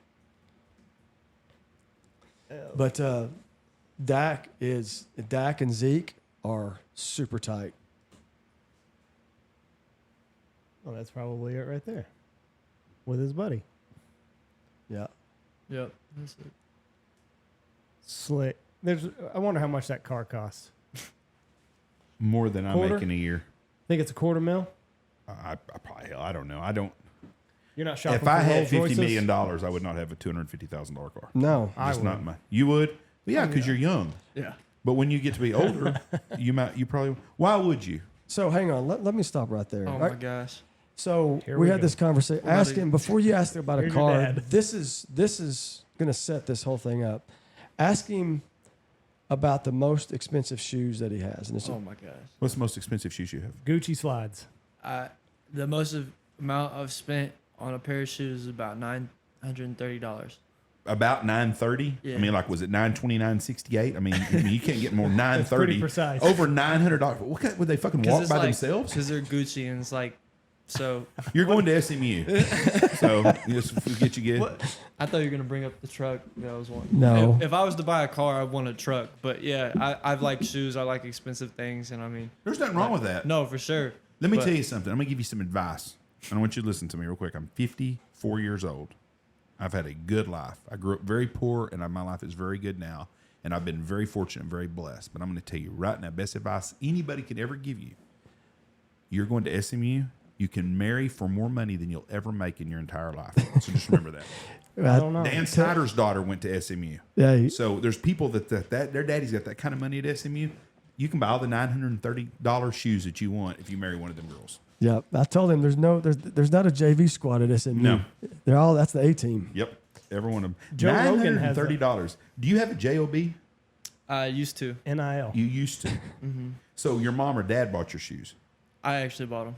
You bought them from working. He stocked away money. Well, good for you then. What kind of truck are you wanting now? I want either a TRX or a Raptor. Raptor's like $70,000, I know. $80,000. They're pricey. We talking like with the money I'm trying to trade in because I drive a Gladiator now. I'm talking about the money I want to trade in with that, and then all the money saved up like for my college that doesn't. There you go. There you you got go. a good So- point. He's a smart kid. Dip into that college fund. What kind of grades you make? I'm gonna put you on the spot here. Yeah. Tell them. I have a 3.8 GPA. Good for you. On Good a for 5.0 you. scale though, on a 5. That's still good though. I mean, that's average at my high school, but But like you're studying and you're taking care of your grades. sure. Do Yeah. you have any college classes right now you've taken? advanced quantitative reasoning? I can't even spell that. So thank you. What does that apply to? Oh my gosh, so much like just so think of it like we went over Serkin's Pass. That's basically the most efficient way. Like think of a mail route to Okay. get from point A to point B by passing through all these 1, 2, 3, and all that. Or estimating like just little stuff like how many M&Ms do you think could fit in this room? How many containers of M&Ms? How many, like Okay, I got another question for you. What the hell does that got to do with real world? Who cares? Many M&Ms going. Maybe he's gonna design a mail route. No, That's why I'm you not. don't make. That's the crazy part. I'm not even gonna like for what I'm trying to like major in, what I want to do. Like I want to double major in sports management and then business. So it has nothing literally to do with anything I want to do. But My youngest son is a brain, and he's out there, and he would probably be able to come up with how many M&Ms in here too. So that do shit what you got to do happens. to pass. That's all that you got to do. Joe Rogan has a bit. So obviously he's very wealthy. And he said, if you've got fuck you money and you don't spend it, what's the point of having the money? Well, he's got a very good point there. Yeah. I spend my money, but I travel and stuff. Me and Michelle travel a lot. But That's he's what I like talking to do. about, he was talking about like his car collection. He's like, Yeah. I've got the money. You Why can't wouldn't I? take Why you wouldn't I can't buy take these it with things? you. What's the Yeah. point of me having all this money if I'm not going to go buy these I'm not expensive buying a cars? Rolls Royce. You would spend it on other things. I would rather if- have a jet. If you had and go if you had places. $50 million, you would buy land in Nebraska or I would. North yeah, Dakota. I would create So I mean, something that I like to hunt and something that's okay, my well, passion. some people like cars, Jeff. I can't imagine the passion to have a Rolls Royce. No. I don't. You're get also that. not in a position to have a Rolls Royce. It's That's easy. It's exactly easy for right. you to say like, "Oh, I wouldn't." I do wouldn't that. drive a Rolls Royce out here. No, No, well, definitely not if out I had here. $50 million, I actually would still live here. I would probably stay in my same house. I like my house. It's paid for. I love it. I like living in small town America. It's a different. I don't have to lock our doors. I may have to now. We had a stalker come by this week. I had some guy just drove by 4th of July morning, listens to podcasts, some guys.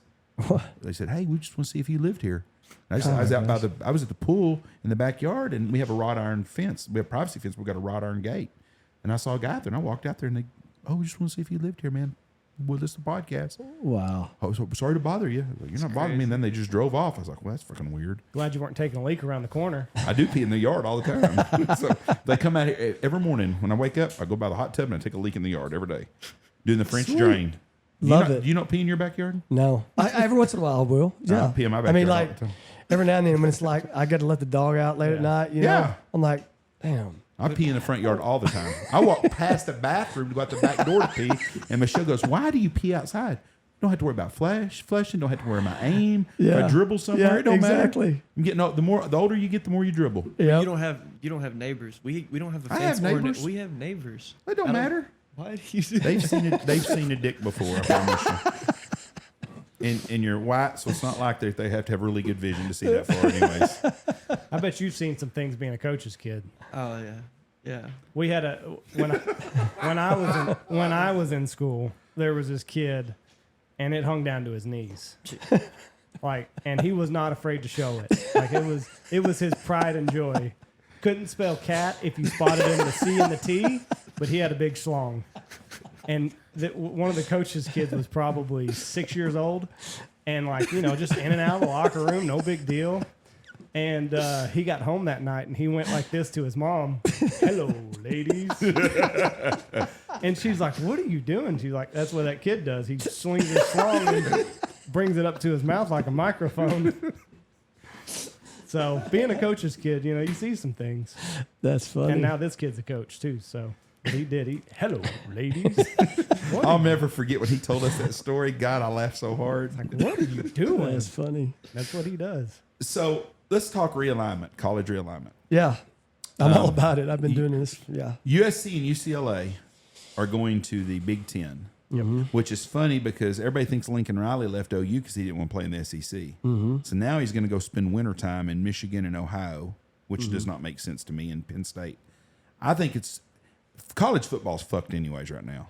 I believe that wholeheartedly. I think if the Big 12 would stay where they're at right now, I think they're better off. I think Tech and Oklahoma State have a chance to really step up.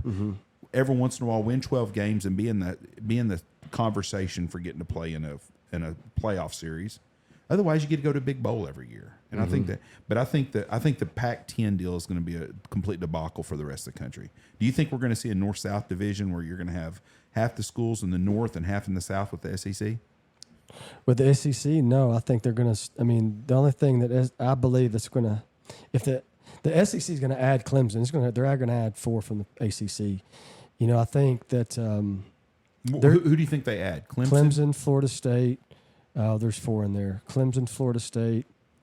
North Carolina is one of the biggest brands in the country. They will definitely add North Carolina. Why is that? Because they're good in basketball and baseball too?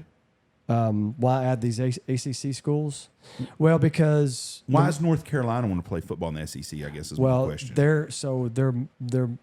They bring in a lot of money. Their brand is bigger than anything in the SEC. They bring in more money than anybody. So besides Texas and Ohio State, they're in A&M. They're a top 5 when it comes to brand. I don't know 5, but they're a top branded school. And it's all about brand, right? And you know that. It's just. But I've been listening to every podcast available and every news article I've read, and that's what they're talking about. North Carolina, some say North Carolina will be picked over Clemson. Whoa! Well, Clemson's just a football school, and correct. they're a private school, aren't they? I don't know. If their brand's not real big though. No, but North Carolina. I mean, when you think North Carolina, you think Michael of Jordan. Michael Jordan. And so, but there's 4 ACC schools. I can't name off the top of my head, but they'll for sure go to the SEC. See, the deal is the grantor rights are through 2033, and so they're going to have to pay over $100 million to get out of that thing. But there's an affiliation between the Disney or ESPN. Anyway, one company owns the other, and there's some wiggle room there, I believe, that what I've heard and read. But I'm sure the lawyers are going to be involved and try to figure out a way to get those schools out of there. Now, when that happens, you know, there'll be a domino effect. The big thing that everybody's waiting on right now, as you know, is Notre Dame. Notre Dame has got – I was listening to a deal last night on that. That's the big money deal. Yeah, they control NBC, basically. I don't think – I mean, what is their big hurry of going anywhere? They can still make money now unless the SEC or Big Ten try to box them out, which, you know, I don't know. At that point, they're going to have to decide what to do. But – to me, Notre Dame is negotiating from the A side because they don't have to do anything right now. Notre Dame could go to the argument is that they need to go to the Big Ten because they play Michigan State, and they play USC every year, and USC is coming to the Big Ten now. So that gives them 3 home games, and there's Northwestern. I think they play every year. That's 4. There's 4 or 5 schools that's on their schedule every year that they have a year-end deal that are all in the Big Ten. And I can't remember who the others. They play Air Force every year, I think. Yeah, I don't really. You know, what's weird because I don't get to watch a lot of college football because we work on Saturdays. So Saturday's film day for you. No, Notre Dame is not. No. The people that are Notre Dame fans, and I like Notre Dame. Who don't like Notre Dame? I mean, Jackson visited Notre Dame. That's a cool place, isn't it? Yeah, it is cool. It's different. I personally, I probably wouldn't have ended up there, even if I would have gotten a scholarship there. But like. Yeah, it's cool. A lot of history. One of their big stars from there is a kid from Andrews, Texas, that hunts with us every year. And gosh almighty, his name. What team were you looking for? There's their schedule. Okay. Well, Ohio State. But I mean, what team were you looking for? That you couldn't remember. That was Ohio State. It's Ohio State's the one they're playing too. They had 5 teams on their conference that are Big Ten schools anyways. They said if they go to the Big Ten, they're going to play them anyways because they play SC every year. Well, that's a tough-ass schedule, too. They got Notre Dame.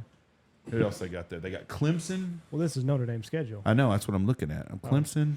USC. Oh, Stanford is one of the schools that they play every year, too. Yeah. And that's what it's being. North Carolina's up there. They play some ACC schools, too. Which they're in the ACC in basketball. Yeah, that's weird because their Olympic sports are in the ACC. It's called Olympic sports. I did not know that. Yeah. So baseball and basketball and all the girls shit they play there. Now I know that because that's what I heard. You know what I mean? Because Jaxson and I had a little conversation, a debate. Like Jaxson goes, "They're in the ACC." I said, "No, they're not in the ACC." Well, And They then are, I they are looked in some sports. and and that's where I got the term Olympic sports. And so there was a time that they did play an ACC schedule anyway. It's funny, they got their money and kind of said, hey, no, we're not going to do this anyway. They kind of got their money and left. I'm going to put you on the spot here. Which one? Jason. Oh. Jaxson, I can't put on the spot. Hey, young guy.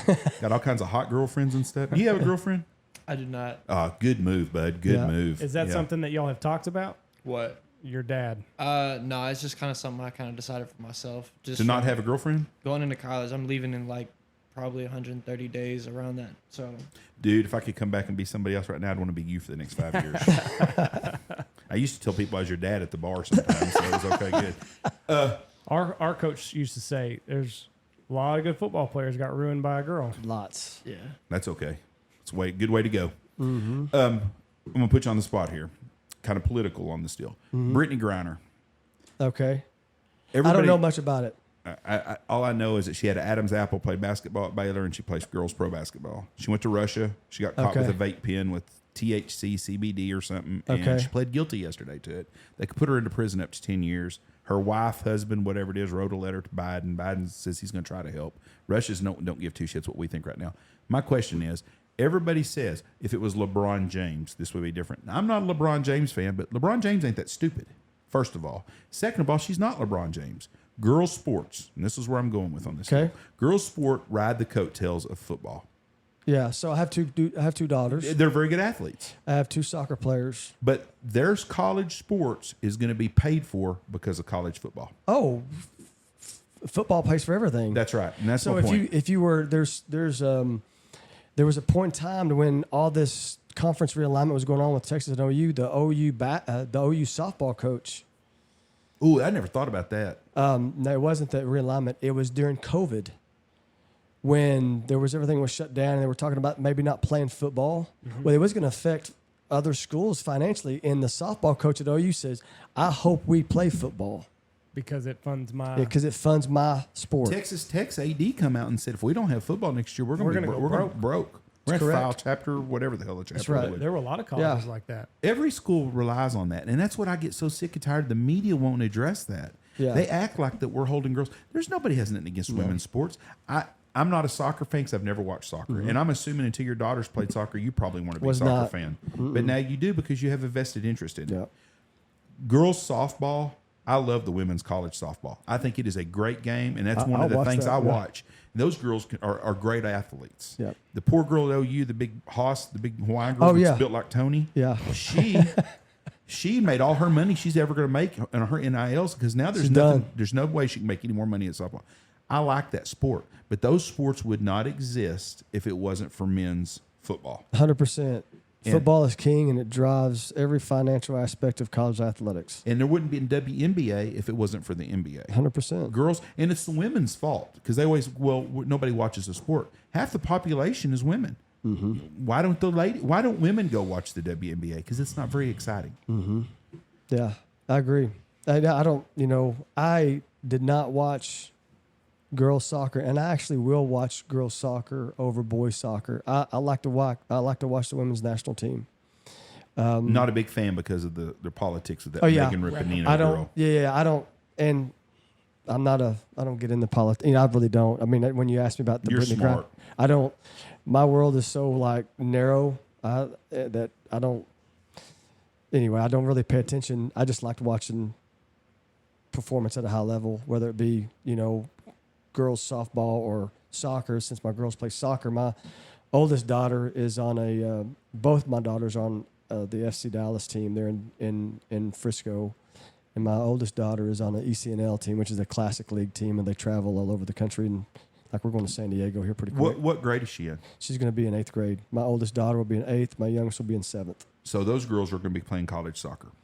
You hope. I think my oldest daughter, right now, she's on that path. She's in that. She's in the top. There's an ECNL and there's an ECNL RL. She's on the second tier of her age group team. She's in the basic top 22, 25 kids, girls in the 08s of the FC Dallas Girls League. That's pretty So- very competitive. So and we're in the soccer mecca, and they're in Frisco. I mean, it's crazy. Like I mean, every weekend, as you can imagine, we're doing soccer. And so she's on that path and on that track. My youngest daughter is she's going to be a late developer. You know, she's still working towards that path, but she's on the right track, though. Do you want to see late developers in do you think that kids that develop late have a better shot at going to college and stuff? So I'm glad you brought this up because Jaxson, for example, we could have started him late. Right.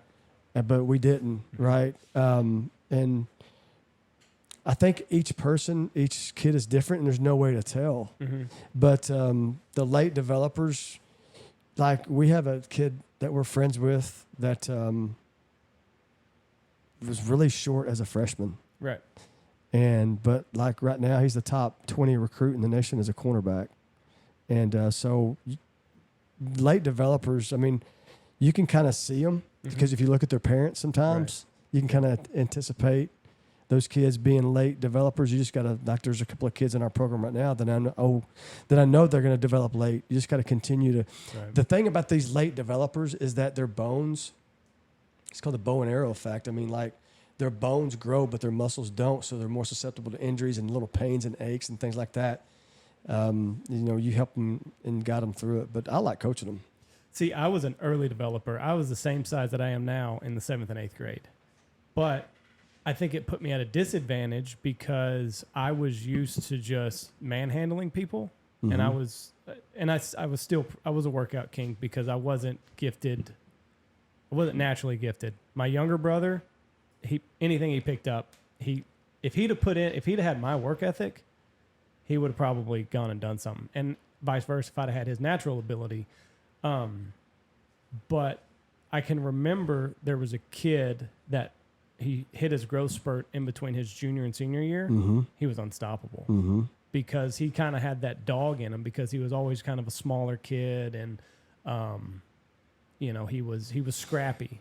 So he had that scrappy attitude, and then he grew into his body, and, I mean, he was just a wrecking ball. We have a kid right now that's 6'6", 270.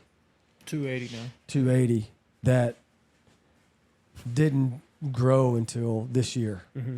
And he just he started getting his offers probably about 3 or 4 months ago because he was a scrawny kid, and he still don't have no facial hair. He has no facial hair. Had a kid at Independence named Jason Moore that was a 17-year-old senior, was a late developer, had no scholarship offers by the time he was a senior because he got to be 6'6", 280. Right. And he went to Baylor, had offers from Stanford. I mean, had offers from everywhere. So it's interesting because, like, we have a kid right now in our program that's an early developer that's in the 2024 class. He's a number one rated inside linebacker in the nation. His name is Peyton Pierce. Ooh. And Peyton is an early developer. I think Jaxson was an early developer. But, those kids that are early developers, it's sometimes they struggle because when people start catching up with them. That was me. They don't know how to handle that. Jaxson was a big kid. He was one of the biggest kids in junior high. Mm-hmm. And, you think about Jalen Braxton. How big was Jalen? Jalen was smaller than I was. Yeah, now I wasn't huge, but I was average. Jalen's one of the top 25 corners in the nation right now, and he's 6'1". He's 6'1". Right. And so that's the cool thing about my job is I get to see kids develop, and I've seen them, in all ranges. Yeah. So what do you do? Do you have any off time right now? Like what do you do for fun if that exists right now? I just kind of go out and just hang in a small town. You usually just go to people's houses and stuff. Small town. Pull this a little bit closer to you, Jack. What small town? Lucas. That's not a small town. You live in a town with 10 million people around you. I know, but this is a small town. Yeah, no, this is definitely. I call this one a tiny town. No, I would agree. Like that. This one is stoplight. Type town. No, I was like, whoa, this is crazy. But we live in what I would consider where I've lived. Like I've lived Decatur, Garland, Mesquite, all that, Frisco, Prosper. This is a small town to me. This is a very small town. There's no doubt. But yeah. So you're saying where you live now, you consider a small town? Mm-hmm. Just because, is Lucas and then because if you just there's little mini what do you call it like mini towns, I guess. Lucas, Suburbs? Fairview. There's suburbs around. Yeah. I guess, yeah. Yeah, Lucas is a small town. It's a little suburb of Allen there. Right. And then Fairview is a really small. Our school is just 1,500 people Hmm. Lucas, Fairview. school wise. So it's the same size Old Highway used to be. Yeah. Mm-hmm. Yeah. So you hang out with friends. I mean, do you give yourself any time off? I mean, like during the week, there's probably zero time off. Like I'm either at the field house, sleeping, doing online school, or What are your hobbies? my hobbies. Mm-hmm. I don't really have any right now. Working out.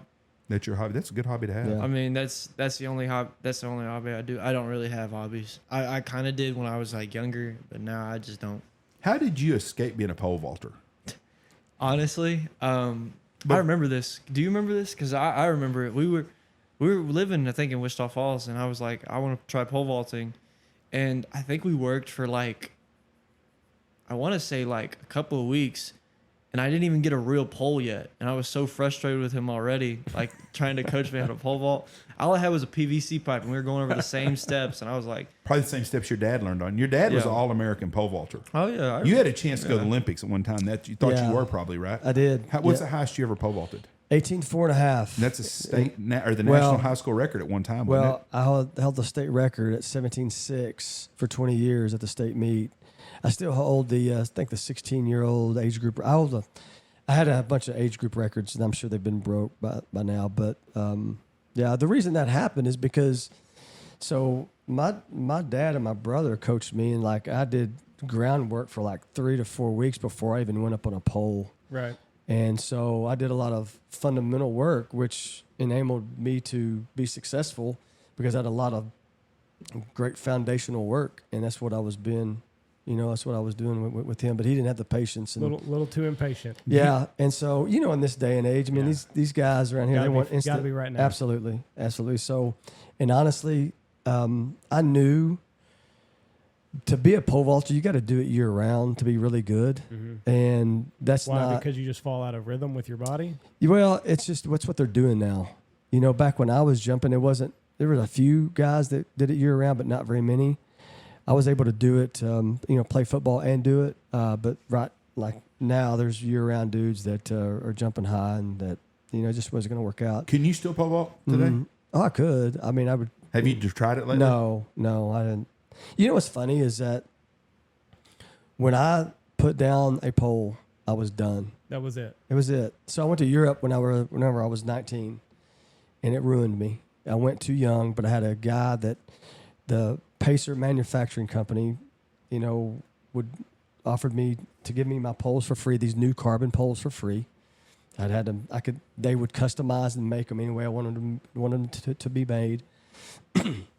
And then they offered to send me to Europe and to sync me up with an agent. Back then, you could have an agent and you get paid when you go overseas. A guy named Johan Inquist was my agent. So packed up all my stuff at 19 years old with a buddy of mine, and we went over to Europe, and I traveled with some Russian high jumpers, and I was over there. I was supposed to spend 8 weeks over there. I was over there 6 weeks and decided to come home. And so that started my transfer to Tech because I was burnt out. When in high school, I would go this was a normal weekend for me in high school. Like I would get out of school on like a Thursday night, fly to LA, Friday morning, jump Friday night, get on a plane Saturday morning, fly to Baton Rouge, Louisiana, and jump in a meet in Saturday night in Baton Rouge and fly back home.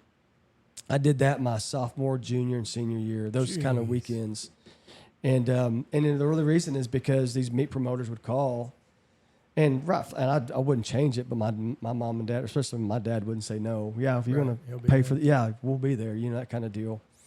And so whenever, I did that through high school, and then I went to college. I wasn't very successful in college because a lot of different factors, but it was more of when I pulled my hamstring my freshman year, then I went to Europe, and that ended it for me in terms of my motivation. What's a pole cost? Just curious. $400 or $500. And these people are seeing Europe. They must sell a lot of poles in. Oh yeah. Well, when you get to that level, they don't charge you for poles. They'll send it to you. So what happens, and the high schoolers and the lower level college guys will pay for poles. But if like for me, I mean, if I could call up, hey, I need a 16-foot, 195-pound pole, a 14.2 flex, something like that, and they would send it to me. I'd have it within a week, and I would carry about 6 poles with me to every meet. And so you can imagine, in Europe, I was on a train, plane, or bus every third day, and so traveling with those things was definitely a chore. It was a funny deal because my buddy of mine that was traveling with me, we had to time the train just right because we were going from Helsinki to some other town, and we had to take this train, and we had to shove them through the window. So, those trains, they just will sit there for a certain time and then they're out. Yep. So, I mean, we had to be really efficient and effective at getting our poles through the window and hopping on that train. And so, anyway, it was fun, but I got tired of it and came home and found my passion has always been football. I was telling Jaxson, I wish I'd have come out of high school. I wish I'd have gone and played football because I love it. Right. Do you worry about the burnout factor any with him, knowing what you've been through, and how do you manage that? I do, but I don't really. He has an appetite for it. What I admire about Jaxson is his work ethic. Mm-hmm. He has a really strong work ethic. I can tell. A lot better than I ever had, to be honest with you. And I pushed him early. Matter of fact, I tried to get him to what I tried to get you to do in 5th grade. What, quit? Yep. Yeah. Came home and told my mom it's the worst football player I've ever seen. Yeah. Really? Oh yeah. I tried to get him to quit, and I told him. We had the conversation. Ben Franklin Lions. Dudley McAfee was his coach, and John Pitts was his coach in 3rd and 4th grade. And terrible. I was terrible. Really? I was so bad. And what was wrong? Just I don't didn't know. get it? I didn't like contact. Do you like it now? I don't care. I mean, You don't plan on getting hit, do you? I don't really like. One, I don't really take that many hits, and 2, I mean, I don't really fear it. Yeah. I mean, so you'll go across the middle if you have to. Oh yeah, I played running back. Oh, really? So you and Jack were teammates on the lines. Pitts. Yeah. Yeah. Where's Jack in go school? You think big school? Jack, his recruiting's crazy. I think he'll find a place late that he'll go Division I, lower level Division I. I think he's a heck of a player. He comes down and trains at our facility. He's a big kid too. Big kid, good head on his shoulders. I mean, John's done a fabulous job of raising that kid, and he's good. He's really good. John's a good guy. John Pitts is who we're talking about from Wichita Falls. His son Jack is quarterback for Ryder. When you talking, did he play with you at Tech, John? Yes. Yeah. So funny story. So whenever I transferred from KU to Texas Tech, John will tell you this story. I slept on John's couch for a month before I found a place. Yeah. And I just showed up. I told John, it's like, hey, I'm coming in. Well, I didn't get all my transcript stuff in until late, and so I showed up like three or 4 days into training camp to 2 days, and John let me sleep on his couch for a month, and I finally ended up finding a place with a guy named Mike Licio and Dusty Beavers, and after that, I lived with Zach Thomas, and he and I lived for the rest of the time while I was at Tech. But what's Zach like? Is he tidy, or are you all slobbed in college? Zach is. Matter of fact, we just talked to Zach we went to the lake, and Bart, his brother, went to the lake with us last weekend. I talked to Zach last weekend. Zach we were all crazy, just like all of us, right? We're in college. Yeah. We lived together for 2 years, and we had a lot of fun. The thing about Zach is, man, I would go to class every now and then, right? But I don't think Zach ever went to classes. Every time I came in, he was watching video. Really? Like, I'll never forget, we're playing Texas. And, John Makovic was the head coach. And John Makovic's his offense he had a lot of shifts and motions in his offense. If you go back and watch their offense, it was like crazy because they do a lot of shifts and motions to try to confuse you. Well, Zach, I'll never forget, Thursday afternoon, I walk in. I was like, man, dude, what do you need? He goes, I got it. I was like, what do you mean you got it? He goes, watch. When they shift, they're going to do this. When they shift, they're going to do this. When they shift, he had them down. Really? We ended up whipping Texas like 33-6. He figured it out. He figured it out. But that's the thing about Zach is that people talk about him being a great player. Yes, he's a great player because he's worked himself into being a great player. Right. And what made Zach a great player is he knew what was going to happen before it happened. Mm-hmm. And so that's kind of the way. Is part of that because he was so small and he was looking for whatever competitive edge he could find, and that just happened to be in the film study room and knowing what they're going to do before they run it? You just said a key element is competitive edge. Yeah. Absolutely. He seeked and he studied every way possible to get a competitive advantage. Right. Every Saturday. And man, here's what's crazy. In the summers, he would come and cover us as receivers and play DB and do a hell of a job. I mean, we'd be out there running routes and stuff like that. As a linebacker, he's out there covering us. Really? And doing a heck of a job. Yeah. And so, but here's what I'll tell you about Zach Thomas. He's an unbelievable person, unbelievable family. His wife Maritza, his sister Katina, brother Bart. His parents are unbelievable. So, I mean, he comes from a really good family from Pampa, and Bobby and Steve Thomas, his parents are unbelievable. He should be in the Hall of Fame, too. I'm going to go back to pole vaulting for a minute. Do you ever have any of the kids at Lovejoy that pole vault? Do they know Coach Lav is a pole vaulting guy? It's funny you say that because this spring, a kid came up to me and says, "Hey, Coach Littlefield, our track coach, said that you jumped 17.6 in high school." I'm like, "I did." He goes, "Well, hey, can you give me any tips, or can you tell me kind of can you come watch me?" I'm like, of course I always will. But out of respect for the coaches that are currently coaching, I kind of tell them what I see and what I think. But, I do every now and then. I have one that knows what I've done. Because there's not a lot of pole vaulting gurus out there. No. The average track coach is not a pole vaulter. No. And what's crazy is that the guys that are gurus are making a ton of money. They're doing something like you're doing here. They're specializing in that, and everybody goes to them, and people will pay. Mm-hmm. And they have pole vaulting inventories where they'll rent out poles, and they're making a killing doing it because people want to. I mean, who wants to pay $450 for a pole when you can rent it for $100 in a season, right? Right. Yeah, it makes sense. And that's typically a lanky guy sport. Like what led to your success? Just your fundamentals? Well, the fundamentals I spoke about earlier, but I could run, and I was a shorter vaulter, but because I could run pretty fast and generate a lot of velocity and power and load up that energy in that pole. It just springs your head up there. Yeah, and get me over. There's the guy that holds a world record right now, 20 feet 2 inches, Mondo Duplantis. You watch that kid vault. He is like freakish, unbelievable, but he can run down the runway, and he's tall. Taller vaulters are if they use their height right.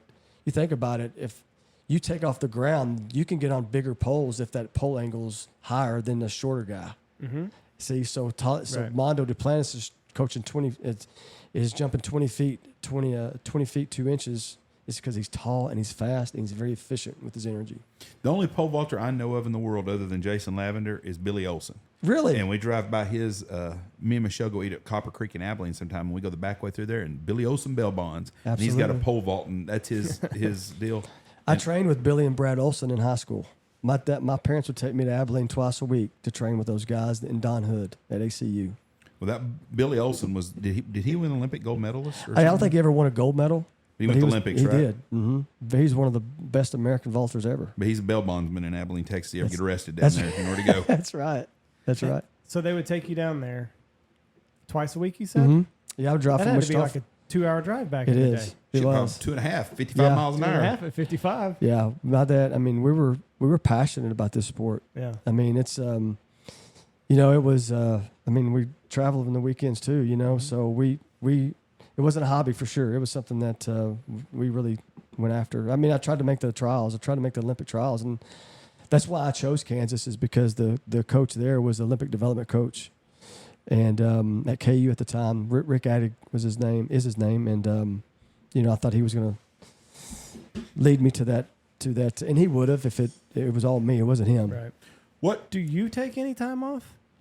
You know what? This week, I have not done anything. Really? So this was. Are you going crazy at this point? No, it's Thursday. I'm enjoying it. I'm getting geared up and ramped up. We have a good football team coming back. We're ranked second in the state. That's what I was fixing to just touch on. Was this year's? Yeah. Who's won? Alito? No, in our division it's South Oak Cliff. And they returned. Did they beat you on the playoffs last We year? did. How They bad? did. What was the score of that game? What, 40-21, something like that. It was a runaway. They had a lot of athletes. Yeah, but I'll be honest, we limped into that game. It doesn't matter. Even if we were healthy, they would have beat us. But we did limp into that game. It would have been a lot closer. Mm-hmm. They're returning 17. We're returning 16. And we have 4 Division I receivers. We spoke to you guys actually about the quarterback earlier. Our quarterback, we have 3. We had a kid that transferred in from Plano Senior High that was a starter last year. And we have a kid that transferred from Chaminade, California that he just got a PWO offer from UCF. And then our starter last year is coming back. It's going to be a junior. So our quarterback battle is pretty intriguing right now. We haven't really decided on one yet. Do kids get a chance? Do they get any like what's their recovery time throughout the so school lets out, here it let out into May. Is there any time to let their bodies recover? Because you're seeing a lot of 17-year-old kids need Tommy John surgery. And it's just because of the load that they're putting on them. No, and it's not good, but the pressures of the fear of missing out is real. And we take a week off, but our kids, Jackson's problem is, and it's a good problem, is I have to say, whoa, not go, right? Yeah. Hey, relax. Don't do anything today, or don't do anything this weekend. Don't run. I mean, but that's for a lot of kids, it's year round. For us, we take a week off right after we get out of school, and then we hit it for 6 weeks in the summer. And then we take the 4th of July week off, which is this week, and then we have 3 weeks until we start official practice. But August 1st. We lift at 7 in the morning, and we get done we stop lifting at 9. And then from 9 to 10:15, we do some skills, because the UIL allows us to do those things. And so some of them are coaches led, some of them are players led. So, what do you think about so they revamped, even from when I was in high school, how you have 2-a-day practices? Was that tough to do? It's not even the same of what we went through. Right, it was full crazy. pads all the time. Yeah, I mean, it's crazy what we went through. You know what I'm saying? And so, so what we do it. We have one practice in the mornings, and then we flip back around and go lift and watch video in the afternoons. And here's the thing. So you got to think about it's a 16-week season. Yep. So in our mind, we actually feel we know. In our kids' mind and our minds, we have to be playing. We have to be our best week 16. So that involves being fresh. Right. So we don't want to kill our kids. We want to be able to manage that. Right. So do you think that had this management been around whenever you were in high school, that maybe you could have gotten more out of players then? Or do you think like old school's still the right way? No, this is the best way. This is more 100%. efficient. You're ready. You can play better longer. Yeah, exactly. The way that we train now is so much better, more efficient and effective. The recovery, we know more about recovery. We know more about strength and conditioning. We know so much more than what we knew back then. I mean, I think some days we might have been doing 3 days. I mean, I remember drinking out of a hot PVC pipe water hose at Coyote Canyon. I mean, and that was just at 3 minutes, and then we got to get back and go to work. But so much better, more efficient and effective today. In the top 10 rankings, 6 of the top 10 teams are basically the Metroplex area and Wichita Falls Rider. And they've got a good program at Rider. That guy's done a hell of a job there. But they got that stupid choice deal, which is and Hershey has got. I guess Hershey's running back's a second-rated running back in the state. Yeah, he's good. What's his kid's name? Adrian something. I don't know. He's got a different name. But anyways, he had committed to Texas, and now he's committed to USC. Yeah. I saw that he had changed to go to USC, and they got a wide receiver and I saw where SMU was recruiting him. Yeah, he was good. I like him a lot. I think he's very underrated. Yeah, and anyways, you got 6 of the top 10 teams. So it's going to come down to injuries and a break or two, maybe. That's right. That's just exactly what we're talking about. Injuries. In order to play for a while, you got to manage those players. You got to manage injuries. You got to have depth, and you have luck. Yep. And so we feel like that we have really good depth. I mean, our defense is really good. Like I said, we have Peyton Pierce, the #1 inside linebacker in the country. If you ever make sure you write that name down, that dude is going to be a beast. Yes, he is unbelievable. Where do you think he goes? To college? Yeah. I think that he will go to, in my opinion, if I had to pick, and he hadn't told me anything like this, I think he goes to Arkansas. Arkansas. For the people up north, because we got listeners everywhere, I mean, all 50 states, they don't understand the high school football in Texas like we do. How many kids are in your program? How many kids will y'all suit up on varsity football? We'll suit up anywhere from 60 to 65. How big a stadium are y'all playing in most of your games? Well, our stadium, our home, what's really cool about we have an indoor facility. We pregame, we work out, we pregame in our indoor, and we walk out into our stadium. Our stadium will hold about 12,000. So That's crazy. Your workout facilities are probably better than the Cincinnati Bengals are because they have a tight-ass owner that don't pay for shit. Yeah. They don't even have a dome in Cincinnati. Yeah. Y'all got an indoor practice facility. Yeah. We just upgraded our facility $10 million. Just to upgrade. Upgrade, yeah. And you're playing in a 12,000-seat stadium. And this is what pisses me off, and I see this all the time. People get, well, they ought to spend more money on education. Those kids get more opportunities because of that football stadium than they would not have in football. That money used for that football stadium is not taking books or computers away from your kids. It's a whole different deal. And if you ask the communities if they had, and they vote on these, they know what they're doing when they vote for these bond issues. They want that. It brings people into the community. And y'all also get to play at the Cowboys Ford Center some, don't you? We do. How big is it? Oh, it's huge. You know, the thing about playing there is that we played South Oak Cliff there, and then it was, and we played there several times, especially when I was at Frisco Independence, but it's hard to hear in there. Oh, I mean, is? yeah, when those bands play, I mean, it is loud, and like, especially when we played Mansfield Timberview there, we played South Oak Cliff there. I mean, it was difficult to hear. I mean, it's like a college environment. I mean, it's so loud. There's not a better NFL owner. There's not a better pro sports franchise owner than Jerry Jones when it comes to doing what he can for his team. But he would do a lot better if he'd stay out and hire him a general manager to run everything. But the actual putting stuff in, because I think he personally gets attached to these players too much. Yeah, I do too. And it hurts him. But Well, and they put everything into he'll their. spare no expense. Yes, and If you tell me that we need 7 hyperbaric chambers in the facility, then let's get 7 hyperbaric chambers in the facility. I got a story. So I actually called the first high school touchdown ever in the Ford Center. So when Jerry was building the Ford Center, I was at Frisco Independence, and I was part of them, kind of not part of the negotiations, but I knew about it. And to your point, Frisco ISD could commit just a certain like $90 million or something, and Jerry Jones says, if that's all you got, don't worry about it. I'll cover the rest. Dude, I want you guys here. Right. And so one Saturday, the opening day, we had 4 football games in that Ford Center, and it happened to be our second year of football. And anyway, we played at like 11 in the morning, and it was the first game, high school game ever in the Ford Center. And if you've never been to the Ford Center to watch a football game, it's truly a treat. It's fun. What happened to his grandson that was the quarterback at Highland Park? Is he playing college ball or is he just Arkansas? Is he? So he is playing football. Mm-hmm. Is he on their depth chart at all? I believe so. Yes. I was John curious. Stevens. He was a hell of a high school player. He beat us out that same year I'm telling you about when we opened the Star. I think it was 16. Maybe, yeah, I think it was 2016. He beat us out in the second round, I believe. He's a good athlete. Have you had any injuries that you've had to deal with throughout your high school career, or did you make it through pretty unscathed? I'm pretty unscathed, honestly. During COVID, I had a stress fracture in my back, L5 vertebrae. That was from overuse injury, from just the constant grind. And then recovered from that really quickly and had a really good time. Then just separated my shoulder one time in my junior year, actually running the ball. Got tackled by he was Division I D tackle from Mansfield Timberview, laid on the pile late. That's pretty much it. I had a stress fracture, L5 also. Mm-hmm. Improper squatting technique. That's probably how he did it too. Just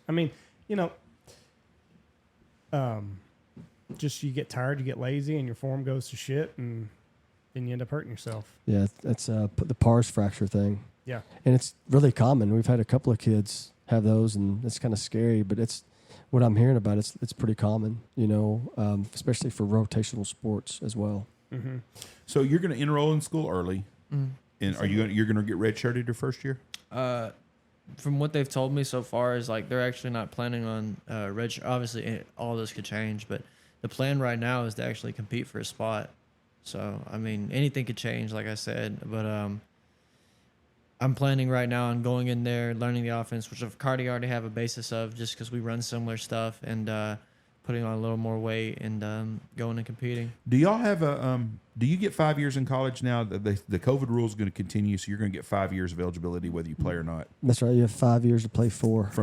You can only play 4 of those still? Yes. But COVID, they let you play 5 years. This past year, they had that senior. it. Yeah, they had that senior where they could have that COVID rule. That was just for 1 year. I think Sam Ellinger should have stayed at Texas one more year. 100%. I thought he screwed up by doing that. Yeah, for sure. What? There was something I was going to ask him. I fucking lost it. It was right there. Seb, I think a lot of that kid. He can play. He's a Ellinger? competitor. Yeah, he's a competitor. I wouldn't be surprised he ends up starting over Matt Ryan this year. Matt Ryan's going to get hurt eventually. He's old. I don't think there was a debate yesterday. Baker Mayfield. I think Baker Mayfield's getting a bad rap, and I'm not a Mayfield fan at all. I think he's getting a bad rap. I think he's a pretty good quarterback. I think he's a better quarterback than everybody in the AFC South, including Tannehill. I think he's as good as Tannehill is. And in the NFC South, the only quarterback better than him is Tom Brady. Yeah. I don't think Mariota's better than him, and I don't think Jameis Winston's better than him. I like Baker. A lot of people don't, and I understand why. I like his confidence. Yeah. Piss poor dog that don't wag his own tail, though. Yeah, I mean, I like his confidence, and I like his attitude that hey, I'm gonna get it done, And I for some reason I love the fact I don't know why I saw this the other day. He goes, I woke up feeling dangerous. Well, to me, that's the kind of mindset you have to have in order to be successful. Yes, I like that confidence, but I like humility as well, though. Give credit to your teammates. But make sure whenever you step on the field, your teammates aren't going, oh no, they're going, oh yeah, right. And what he did for the Browns, he played with a separated shoulder all year or a hurt shoulder. and they said that if he wouldn't have played and would have been injured and went and had surgery done, they'd still probably have him as quarterback and they'd love him. Why? They said that because when he played hurt and he didn't play well, that's when they got down on him. If he was playing well before he got hurt, and if he would have just went and had surgery, then why couldn't the Browns be like, okay, he's playing with They're the with a Browns. bum shoulder? yeah. they're the Browns. And now they got to pay what, $10 million of his salary this year? $10 million of his salary. They traded away their number 1 draft pick in the NFL, who won their first playoff game ever, just about. They're paying another quarterback $230 million, who's not going to play all this year, and now they got Jacoby Brissett's going to be their starting quarterback. Gotta love the Browns. Bad way of screwing shit up. It's amazing to me though. Is I look at an organization like that, and I would love to be in charge of. All it is hiring and drafting right, and They've got a lot of talent. I mean, it's just the people that are in charge that manage their players aren't very good. Yeah. Do you know what I'm saying? Oh, like, yeah. Being a coach, I'm looking at it going, man, why can't they win? Why can't they get it together? You it's have not the that number hard. 1 draft pick. They 7 won, out of 10 but they years. won a playoff game. I mean, they were successful last year, but hey, when was before then? Oh, they were horrible forever. It was one mismanagement after that. But why not trade Myles Garrett? Yeah. I mean, if you're not going to be very good this year anyways, trade Myles Garrett. Right. I mean, Andy always gets on to me because I'm like, I'd trade the guy, If I was the Packers 3 years ago, I would have traded Aaron Rodgers. And you would have missed out on 2 of his last MVP seasons. You didn't win a playoff game. So what's it matter? I mean, that's what it's about is winning. Okay, That's but right. who are you going to get that's going to replace Aaron Rodgers? Well, at the time, That's going to win a playoff game. I told you, and you can look back this up, I said you need to trade him and draft the kid, Justin Herbert. Would I have been a pretty good move right there? Yeah, that would have been a good move. That was a good move. That's what I said to do. looking- Trade him and draft that kid when he comes out. Yeah. And that would have been a good move the whole way around. And San Diego would have given anything to have Aaron Rodgers at the time. Los Angeles. Or whoever the fuck they are. Yeah.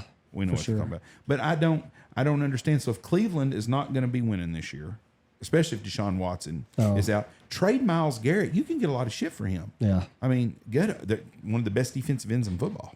Yeah. And edge rushers bring a big premium. So you can There's trade no him. doubt. And I don't get it. I think, and then you're going to laugh at this shit because you've already talked about how great you think he is. I think what should have happened is Deshaun Watson's going to be out for a year. Arizona should have traded Kyler Murray to play for 1 year. He's got 1 year left on his deal and sent Baker Mayfield to Arizona to Arizona. to the Baker Cardinals. Mayfield can run that offense out there. Yeah. With Cliff because he ran it at Tech. He knows that offense, ran it at OU also. Kyler Murray is only 1 year left anyways. He thinks he's going to make $50 million a year. If a team pays him $50 million a year, it's like playing Lamar Jackson, wasting money. Yeah. If a guy can't sit in the pocket and throw the ball, you don't need him as a quarterback in the NFL. I don't think. We have yet to see a running quarterback win the Super Bowl. I mean, it hasn't happened. Matthew Stafford, he may be at Los Angeles, but they ain't running. He's a pro quarterback. When you think about running quarterbacks, who do you think about? Lamar Jackson, Kyler Murray. Russell Wilson is a quarterback who can run. You know who but I he is think not of? a running quarterback. I'm just talking about Donovan McNabb? No, Steve Young. Michael Vick. That's a running quarterback. Did he ever win a Super Bowl? No. That's right. You know why? He couldn't stay healthy. That's right. Right. And I think that's what's what wrong with Kyler Kyler Murray? RG3, a great running quarterback, but got injured. Once you lose your knees, you're done. Yes. Kyler Murray, the first time he loses his knees, finished. Yeah. Tom Brady has had a torn ACL 1 year, come back. Yeah. Carson Palmer come back and was pretty good. I think Kurt Warner didn't come back. You got to be able to sit in the pocket and pick it. You're a coach, you know that. Yeah. Especially in pro football. If Pro you can't read a football's different. defense, you're not going to win a Super Bowl. That's why the professionals don't do the zone read or the option. I mean, Right. there's no way. Could you imagine if Vince Young would have played in today's game? Mm-hmm. He would have been a great quarterback in today's game. Lamar Jackson, if you put Vince Young where Lamar Jackson is, he'd be just as successful. Yeah. Back when in his prime. I agree. Jackson, I'm gonna get you. I know we've been around 2 hours. What are your goals this year? To win a state championship, of course. Obviously, of course. I mean, really, nothing really specific. Just kind of like all mental, being the best version of myself I can with this last final year. I mean, this is the last year that's not going to be all about money, you know. So that's just what I'm going to do. Enjoy it and try to be the best version of myself. Who is your NFL guy that you think who do you relate to in the NFL that's playing right now? Right now, really, I mean, it was Cole Beasley. I actually met him a couple of weeks ago, but He's really good. yeah, he is good. Just a lot of guys, really. I don't like to put myself in like a box of like just because I think I can relate to everybody. I like to be my own person, you know. I'm a big fan of Braxton Berrios for the Jets, like I said. Big fan of like Jamal Adams. He's with the Raiders now, I think, right? I don't know, but The defensive back? No. Yeah. Jamal I Adams. don't know who Jamal. I I'm meant thinking not Jamal Adams. Sorry. Devontae Adams, not Jamal Adams. Yeah, he's a stud. Yeah, Devontae Adams, and then yeah, I mean, just big fans of all those guys. Why did the back shoulder fade not become more popular until they saw Rodgers and Devontae doing it? I mean, that's unstoppable. That combination, that throw, you can't stop it. Because you get Devontae pushing you, and he's putting all of his weight on you, and then the ball's just right here. Yeah. Why did it take that long? Why Well, didn't 'cause we it's- figure it out? That's hard to. That's not easy to complete. Really? Yeah, that's hard. I mean, that's something you really got to work on because defensive backs have indicators that they try to get from you. Mm-hmm. Like for example, we're working on Jaxson. When he makes a cut now, he does a certain move that could potentially give a DB an indicator. With that play, there's no indicator, and it really has to be a reactionary move. It's like you don't know when it's coming. It's just like, oh, there it is, bam. Right. You know, Because he throws it before. I mean, he's still in his route that's when right. he throws the ball. And he looks back, and it's like an It's right there. because that's why like people are starting to try to play that, and they can't because it's such a reactionary movement that they don't know when it's coming. Well, Do you think that was a planned deal or just they worked on it amongst themselves? No, they work on it. They work on it, and it's like something that is hard to work on because how do you simulate something that I mean, a DB's on you and back shoulder, wham. You know what I mean? That's hard to do. I mean, you got to do it in practice a lot. It's just really it's more difficult than it looks. Well, and if the DB does try to bite too early, then Devontae just goes right past you. correct. Devontae's a superb salesman. That's what makes him so good. It's just that he can sell the route. Oh yeah, he sells routes really well. That I think, in my opinion, that's what separates him from everybody else. He's just so good at making it look like one thing when it's really another. Yeah. So, you know, wide receiver is, and I played quarterback in high school, but wide receiver is one of those things like it's a one-on-one battle more so than any other position that's out there. Yes, wide receiver. Slot receiver, I think, is like you have to worry. I played more in the slot. I have played more in the slot, and that's kind of just I understand the wide receiver part, and that's where kind of like that becomes more physical and about talent and just about all that. But from the slot standpoint, it's really about knowing when you're open, when you're not open. And You have more freedom almost. kind of, but also in the sense of like you have more to worry about because I have to worry about, okay, is this linebacker going to come out? Do I Right. have to avoid him? What's that safety doing? If he's coming out, he's probably going back here. And the corner sitting right there. Like, it's all different. Like, I have to worry about all three.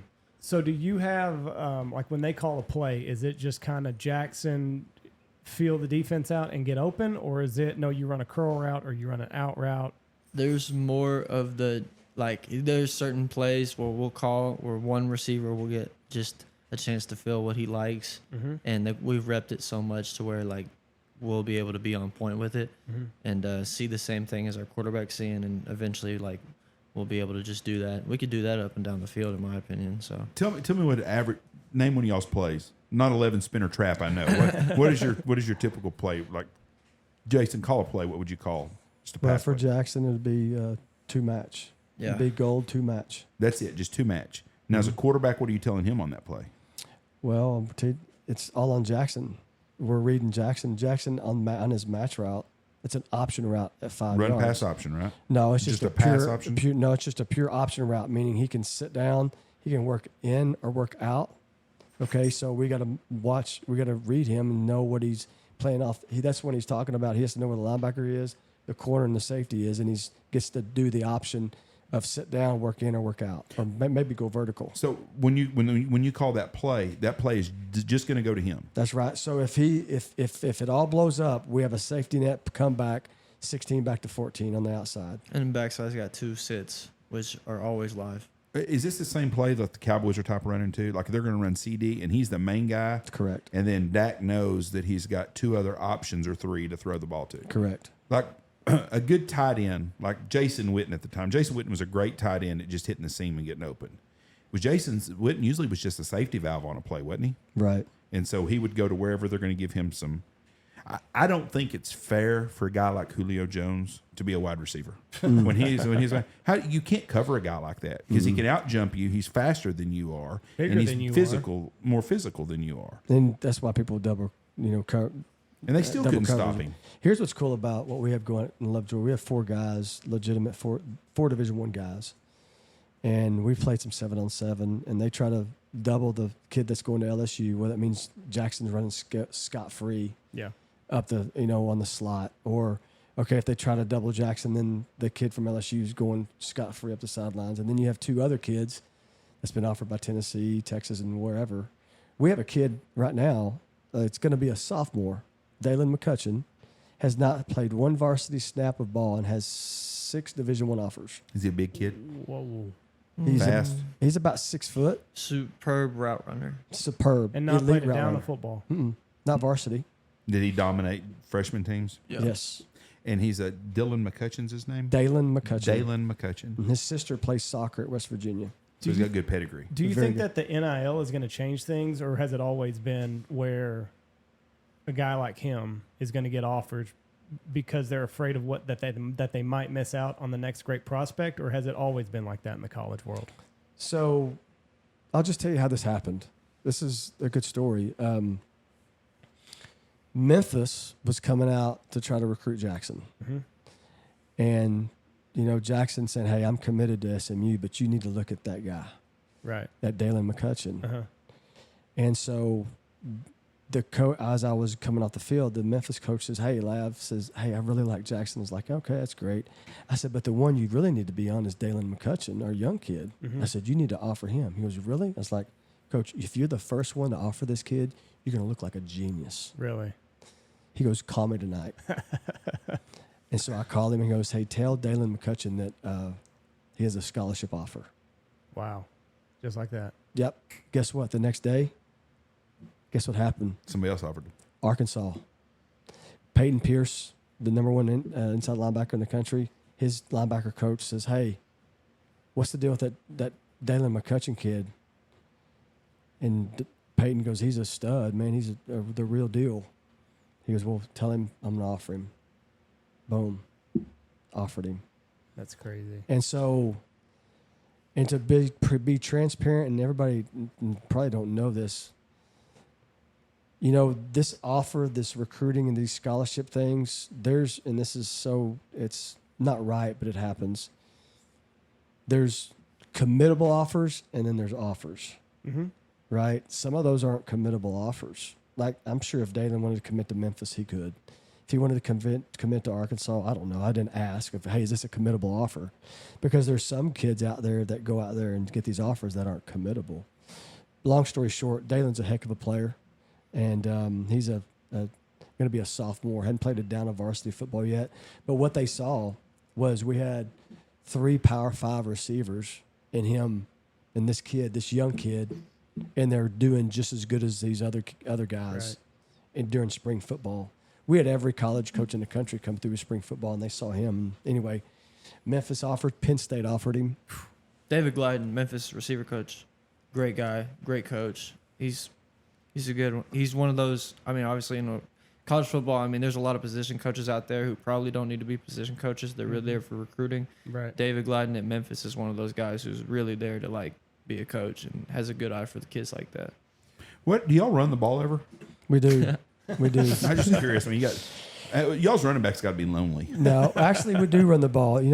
Chris Ross, with former head coach at Wichita Falls High School, is our head coach. I tell you, Wichita Falls has lost more coaches. It's just crazy. Yeah, so he's our head coach. His background is like the wishbone right. T.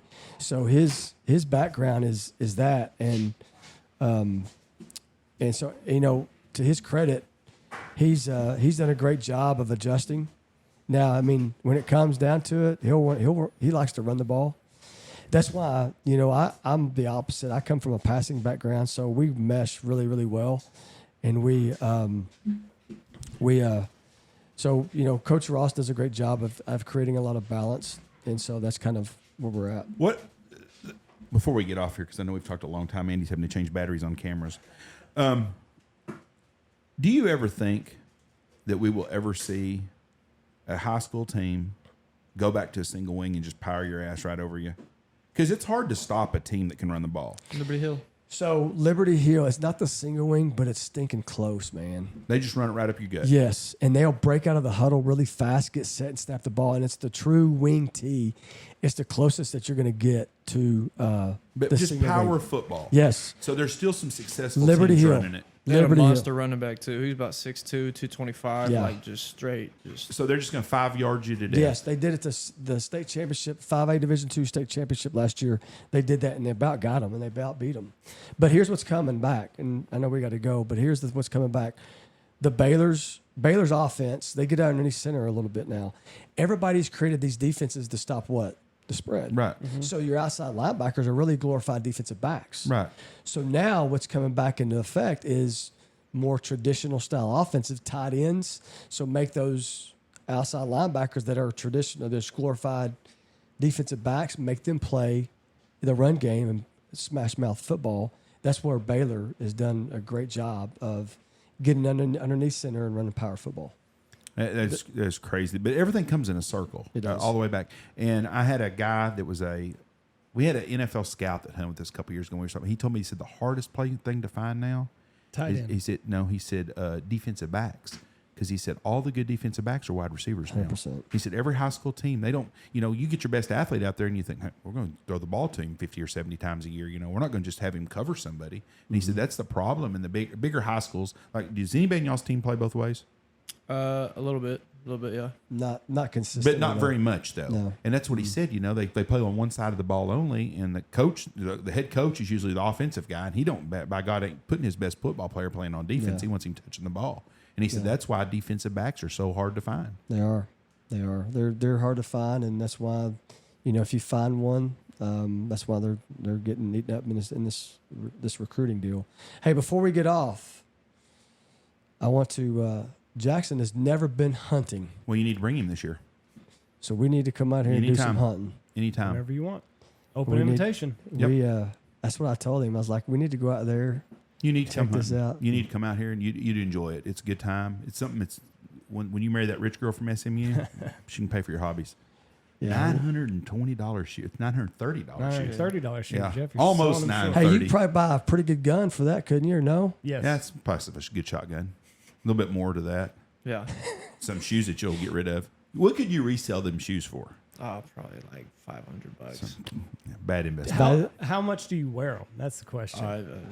Bad. It was a bad purchase. I'm not gonna lie. How often do you wear them? I've worn them 5 times. You should have just rented them. That's what I'm saying. There's a kid in town that bought some of them when he was about 20 years old, and he showed them to me one time. Gucci's? Yeah.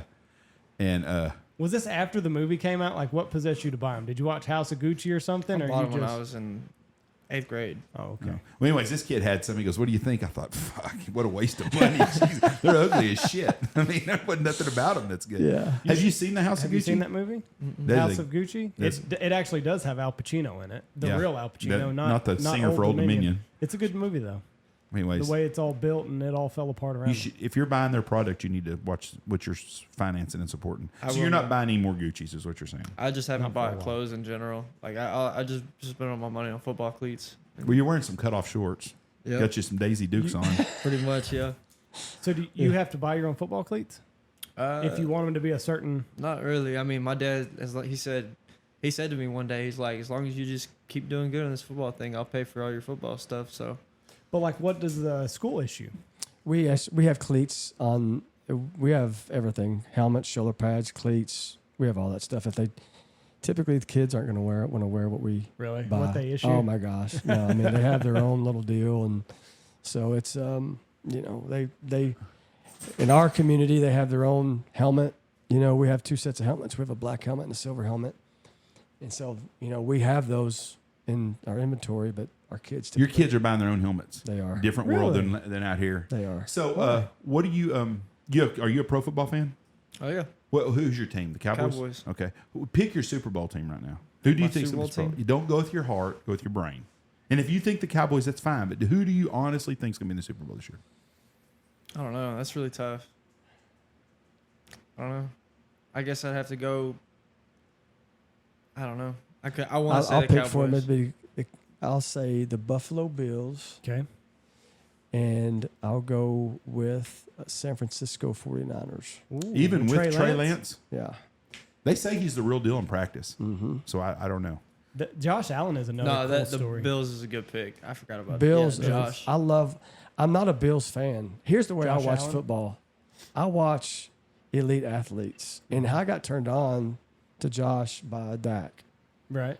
And anyway, we have a little training thing, and Josh Allen's really good. Yes. He's a freak. Yes. He's And a throw good it a story mile. too. Yeah. No offers. Your- Went to The Wyoming. your boy Aaron Rodgers is the same way. Can you Yeah. imagine Aaron Rodgers was so bad in high school he had to go to junior college? He wasn't bad, but just that Yeah. there was nobody offered him, and he should have been the number 1 pick in the draft. Yeah. I wonder if he was. What a about web you? developer. NFC pick. Who you got? Oh, we do a football podcast every week. We have a pick 'em contest. I'm gonna have one of you guys on as a guest picker Yeah. this year. We have a guest picker every week with us. In the NFC, God dang, I hadn't even thought about it, and usually I'm all up on everything. I'm gonna go out of the box here, and you're gonna really laugh at this shit. And I picked Buffalo a couple years ago. I said, did. and that was You did. when they And started I coming around, mocked him. and it made fun of me. Openly The mocked him. Philadelphia Eagles. Okay. They've You done a are- lot of good. They've made Yeah. a lot of good moves, and I So really. you think Jalen Hurts ends up starting? Well, who the hell else is going to start? I think he loses his job by week 9. To who? Whoever's behind him. No, I think the Philadelphia Eagles, because they can run the ball. They have a good Mm-hmm. offensive line. They have good running backs. They have great wide receivers now. And they got a good defense. I'm taking Philadelphia, and the AFC. I'm taking San Diego. That's a good one. And my other Los if I Angeles? wasn't picking San Diego, I would take Denver because I like Russell Wilson a lot, Yeah. and they have got a lot of talent there. They've got they got the best defense in football. Yeah. Denver has the best defense in the NFL, and Russell Wilson's going to make them good. And Cortland Sutton, Yes. SMU boy, SMU guy. is going to be a stud. And I like the kid from Alabama that plays for him. He's always hurt though, Jerry. Yeah, but that's my pick right now. I'm taking Philadelphia over San Diego. Nobody else will take them, but that's who I'm taking. Week 1's a win. Yeah. That's a loss. 1-1. No, they'll beat the Vikings in Philly. I'm telling you, Jeff. Okay, well we'll go through all this later. I'm taking Philly. 1-1, 2-1, 3-1, 3-2, Oh, Cardinals are trash. 3-3, 4-3, 5-3, 6-3. I don't know what Matt Ryan's going to bring. First of all, it don't even matter if you make the playoffs. Whoever's hot at the playoffs is the team to beat. And I think Philly is going to cause a lot of matchup Jeff, problems. I'm looking. They got the Packers yet to play. They've got Tennessee. They got Devontae Smith, Jalen Rager, and A.J. Brown. I don't think they're going to be much past. I'm gonna I'm tell not you- sold on Jalen, honestly. He hasn't done nothing yet. I'm going to tell you a sleeper team. You're going to think I'm crazy. Okay. Is the Giants. My youngest son is a Giant fanatic, and that's all we hear about. But they've got a lot of talent. And I'm going to tell you why. Who tipped me off of this is Cole Beasley. Cole Beasley, I guess his coordinator, they tried to get him to go to the Giants. They went from Buffalo. That's right. He went from Buffalo. He's the new head coach at New York. And Cole Beasley was talking about the other day how the Giants is going to be, and he started talking to me the reason why, just about their offense and some of the things that they got going with their personnel and stuff. Their offense is going to be drastically different this year. So, Well, I mean, they got one of the best running backs in the league. That was And if hurt he's all healthy. last year. If he's Yeah. healthy, Saquon's a beast. yeah. So is Kenny Galladay. Yeah. And they got that kid, the head case, Kadarius Toney, the wide receiver. They got talent. And they got the kid from OU that's really good, Shepherd kid. What's Sterling. Sterling Shepherd. Shepard. Yeah, they've got a lot of freakish. talent. Who do you think? So Dallas. What do you think Dallas ends up this year? I think they're definitely a playoff team. I think they'll win a playoff game, and I think they'll go to the second round and get beat. Jackson. It's tough because you guys are friends with these guys because you Yeah. got to see them, but they're realistic about stuff. Only one team's going to Yeah. the Super Bowl. I think they'll have a winning record, and I don't know. I want to say they're going to go past second round. I think they'll get really lucky in the second round. Or I think they'll go deeper. So you think they're going to go the NFC Championship game? That's the second. That's the next round. Yeah, it's a third Yeah, round. I know. I think so. I really do. I actually do believe that in my heart. Just because, like, They've I think got- Dax had caught a lot of slack, and I mean, I think the third year. I don't know. Something always feels like about your third comeback year or something like that. Like, I don't know. I feel confident about The it. thing got about it is- they've got an easy schedule. I mean, they got the Bucks, which that's going to be tough. But Bengals they Can they- might be flash in the pan, but I mean the rest of it, it's fairly easy. Here's the thing that you lose what they lost said, right? Yeah, and Amari. Said in Amari. I worry about. Here's the thing. I'm not sold, and I'm not sold on the OC offensive coordinator. I know. No, his the name. kid. He- Or I say he's a kid. from Moore. Boise. Kellen Moore. Kellen Moore. Yeah, Yep. I wish he would be more creative, like San Francisco did with Debo. yeah. Right? Like, be creative. It's like the same thing every week. Do you think Debo's going to run the same position he did last year? Same play? They're He going to play says he using the does not same. want to be that player. Jason, tell me he's going to be. Yeah, I mean, why? I mean, look, he's the most explosive player on the team, right? Yeah, Is he I not? agree. Then so why would you? The job of a coach is to create space for your players and get your best guy the ball. Mm-hmm. And I mean, look, if we want to win, my deal to Debo would be, hey, we want to win, right? Yeah. So in order for us to win, we have to put you in positions to get the ball. If we just sit you out there the whole time, well, that's pretty easy with these NFL guys. So we're going to put you in the backfield. We're going to do different things with you. So yes, I think he does probably more. The reason I ask that is in our fantasy football league, we have a 14 2-quarterback league, and then we're in 3 leagues, all of us around here, and one of them's a real shit talking league. Debo is going to be qualified as a running back and a wide receiver. Well, if he's a running back and a wide receiver, You get double points, right? no, you don't get double points, but You get- he is a top 3 running back. He is number 8 or With the 9 way as a he wide finished. receiver. That's Yeah, points. that makes But you sense. draft him as a run, and you can put him as a running back. And even though he's playing wide receiver all the time, his points are matter of fact, I think he's the second running back behind Jonathan Taylor. His value is exponentially a lot more if he's in the backfield some too, just because he qualifies as a running back. So I think he's a top 3 pick. If I had the 3rd pick in the draft, I'm taking Debo Samuel, Saquon, and I don't know who's going to go 1. Saquon. It's weird. You do fantasy football? I haven't done it in a while. Yeah. It's fun. It's fun. We do a lot of shit talking. We have a podcast every week. We do an NFL pick'em and we talk fantasy football. It's a bonus episode we do every week. And I'm gonna have one of you guys on as our guest picker one week since y'all are football guys. Yeah, we'll do that for sure. It'll And be fun. But y'all are attached to the Cowboys, so you don't want to. We'll do it on the Cowboys bye We week. are. How about that? Yeah, we that way are. you I don't mean, have to pick it against doesn't- them. I mean, it's funny. It's funny the inside information we get sometimes, but it's hard not to pour for the Cowboys. You know, just just they've been at, like, Dak bought his shirts one day, and I mean, he does so much for us. And It's hard. It's like James Washington now plays for the Cowboys, and it's tough for me. Matter of fact, that's what he texted me after he signed with Dallas. He goes, "Well, Jeff, you'll have to be a Cowboy fan now." I said, "No, I'm a James Washington fan." I said, "I hope you have 10 catches for 150 yards and 2 touchdowns in every game, but I ain't pulling for Dallas." You know who they say is doing a really good job right now is T.J. Vasher. Really? And that's I saw where he was going to be their 4th receiver, maybe. I mean, you know, Dak has said some good things about him, and, you know, he's really done a great job. Has he of put being some a weight professional. on? A little bit. Yeah, he's pretty skinny. Yeah. He looks like Chris Henry. One more thing before we get out of here, and I'm trying to think I lost my damn train of thought. Boy, I'm getting old. Do you think that the wide receiver position is going to go through a transformation where you see more guys trying to do what Debo does? Yeah, absolutely. So, you know, here's what's crazy, and it's happening in college right now. You're going to think this is nuts, but just looking at the recruiting, I handle the recruiting for our school. I'm the recruiting coordinator, and what happens is that, you know, there for a while, all these recruiters were looking for 6'4", 6'3" guys. Well, now they don't mind taking guys that are 5'10", like Jaxson. They're going to be smaller. Why? Well, because guess what we're going to do with him this year? We're going to split him out, and we're going to put him in the backfield. So they're multidimensional, and they can do many things. Right. So having guys like that is yes, it's you know, it's a creativity, and football is a space game. And so, and it's funny how it is truly like a copycat league. And I mean, everything is trickled down because, like you said, your wide receiver had to be 6'3", 6'4", and that's what they were looking for. And now they're looking for this guy that's 5'10", 6 foot that can play anywhere on the field.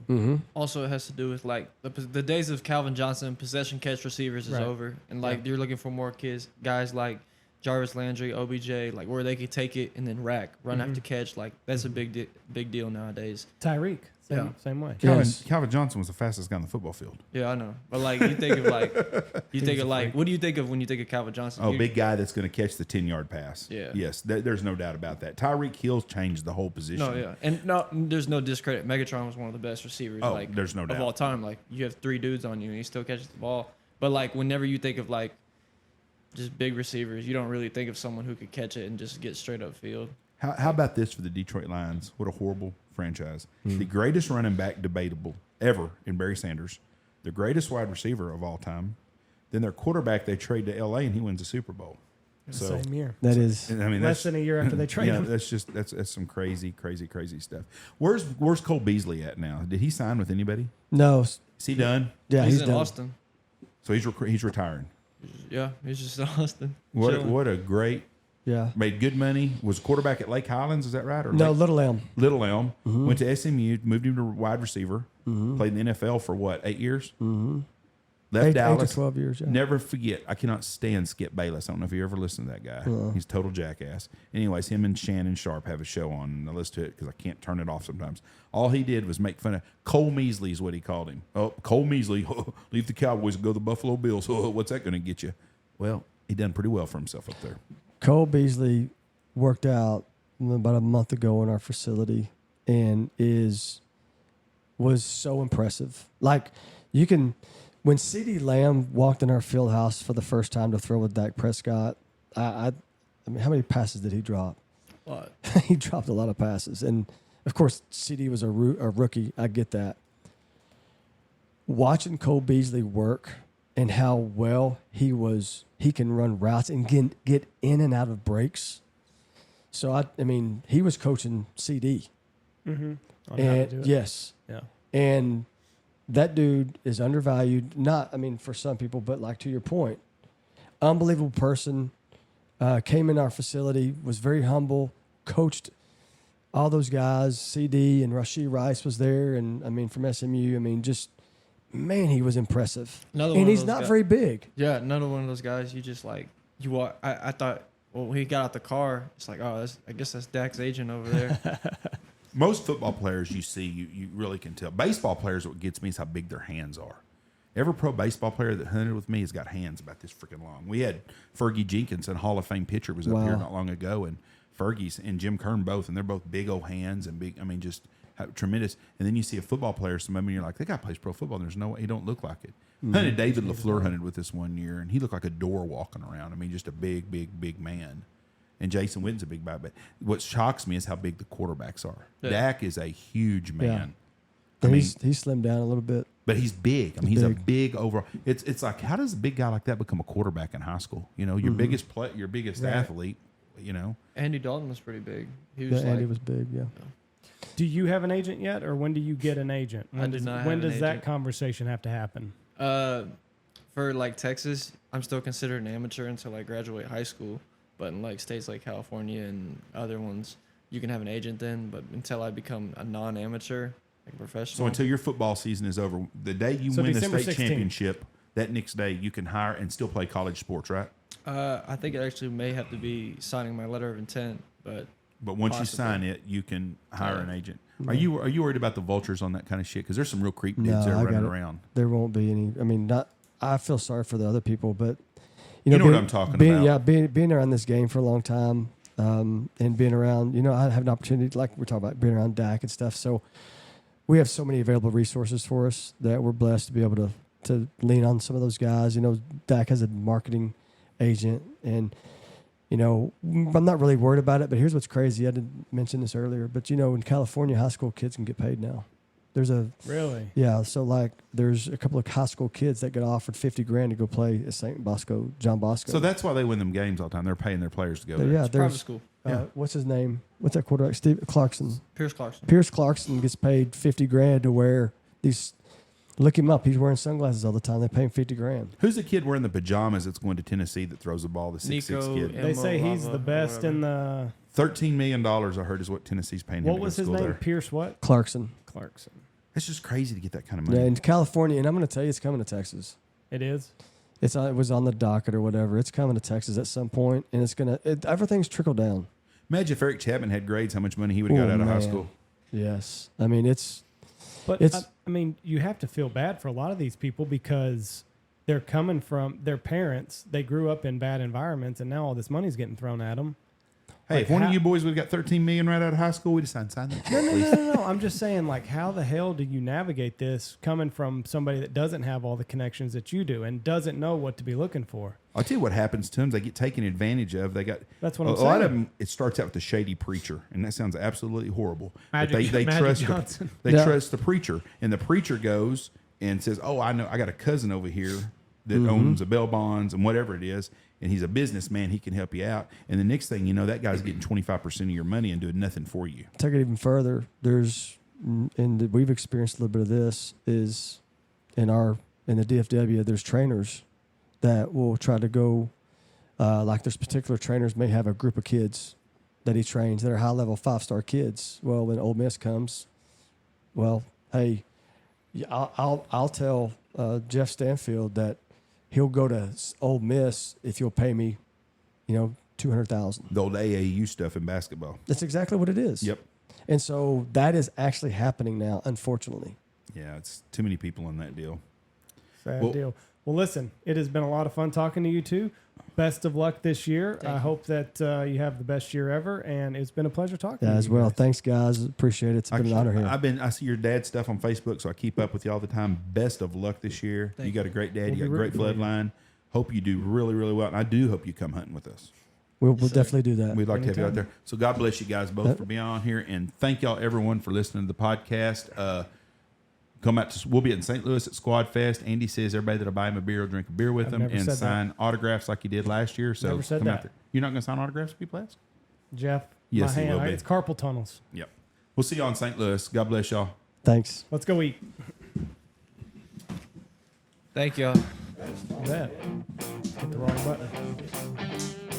All right, ladies and gentlemen, go check out all of our great sponsors. Go check out Boss Shot Shells. They'll be at Squad Fest. Come out to St. Louis. Dive Bomb Industries, Pacific Calls, Gundog Outdoors, Shin Gear Waiters, Lucky Duck, Looking Glass Duck Club Podcast, Alpha Outdoor Specialties, Bangtail Whiskey, Stanfield Andy Outfitters, Dirty Duck Coffee, Ducks Unlimited, Double T British Kennels.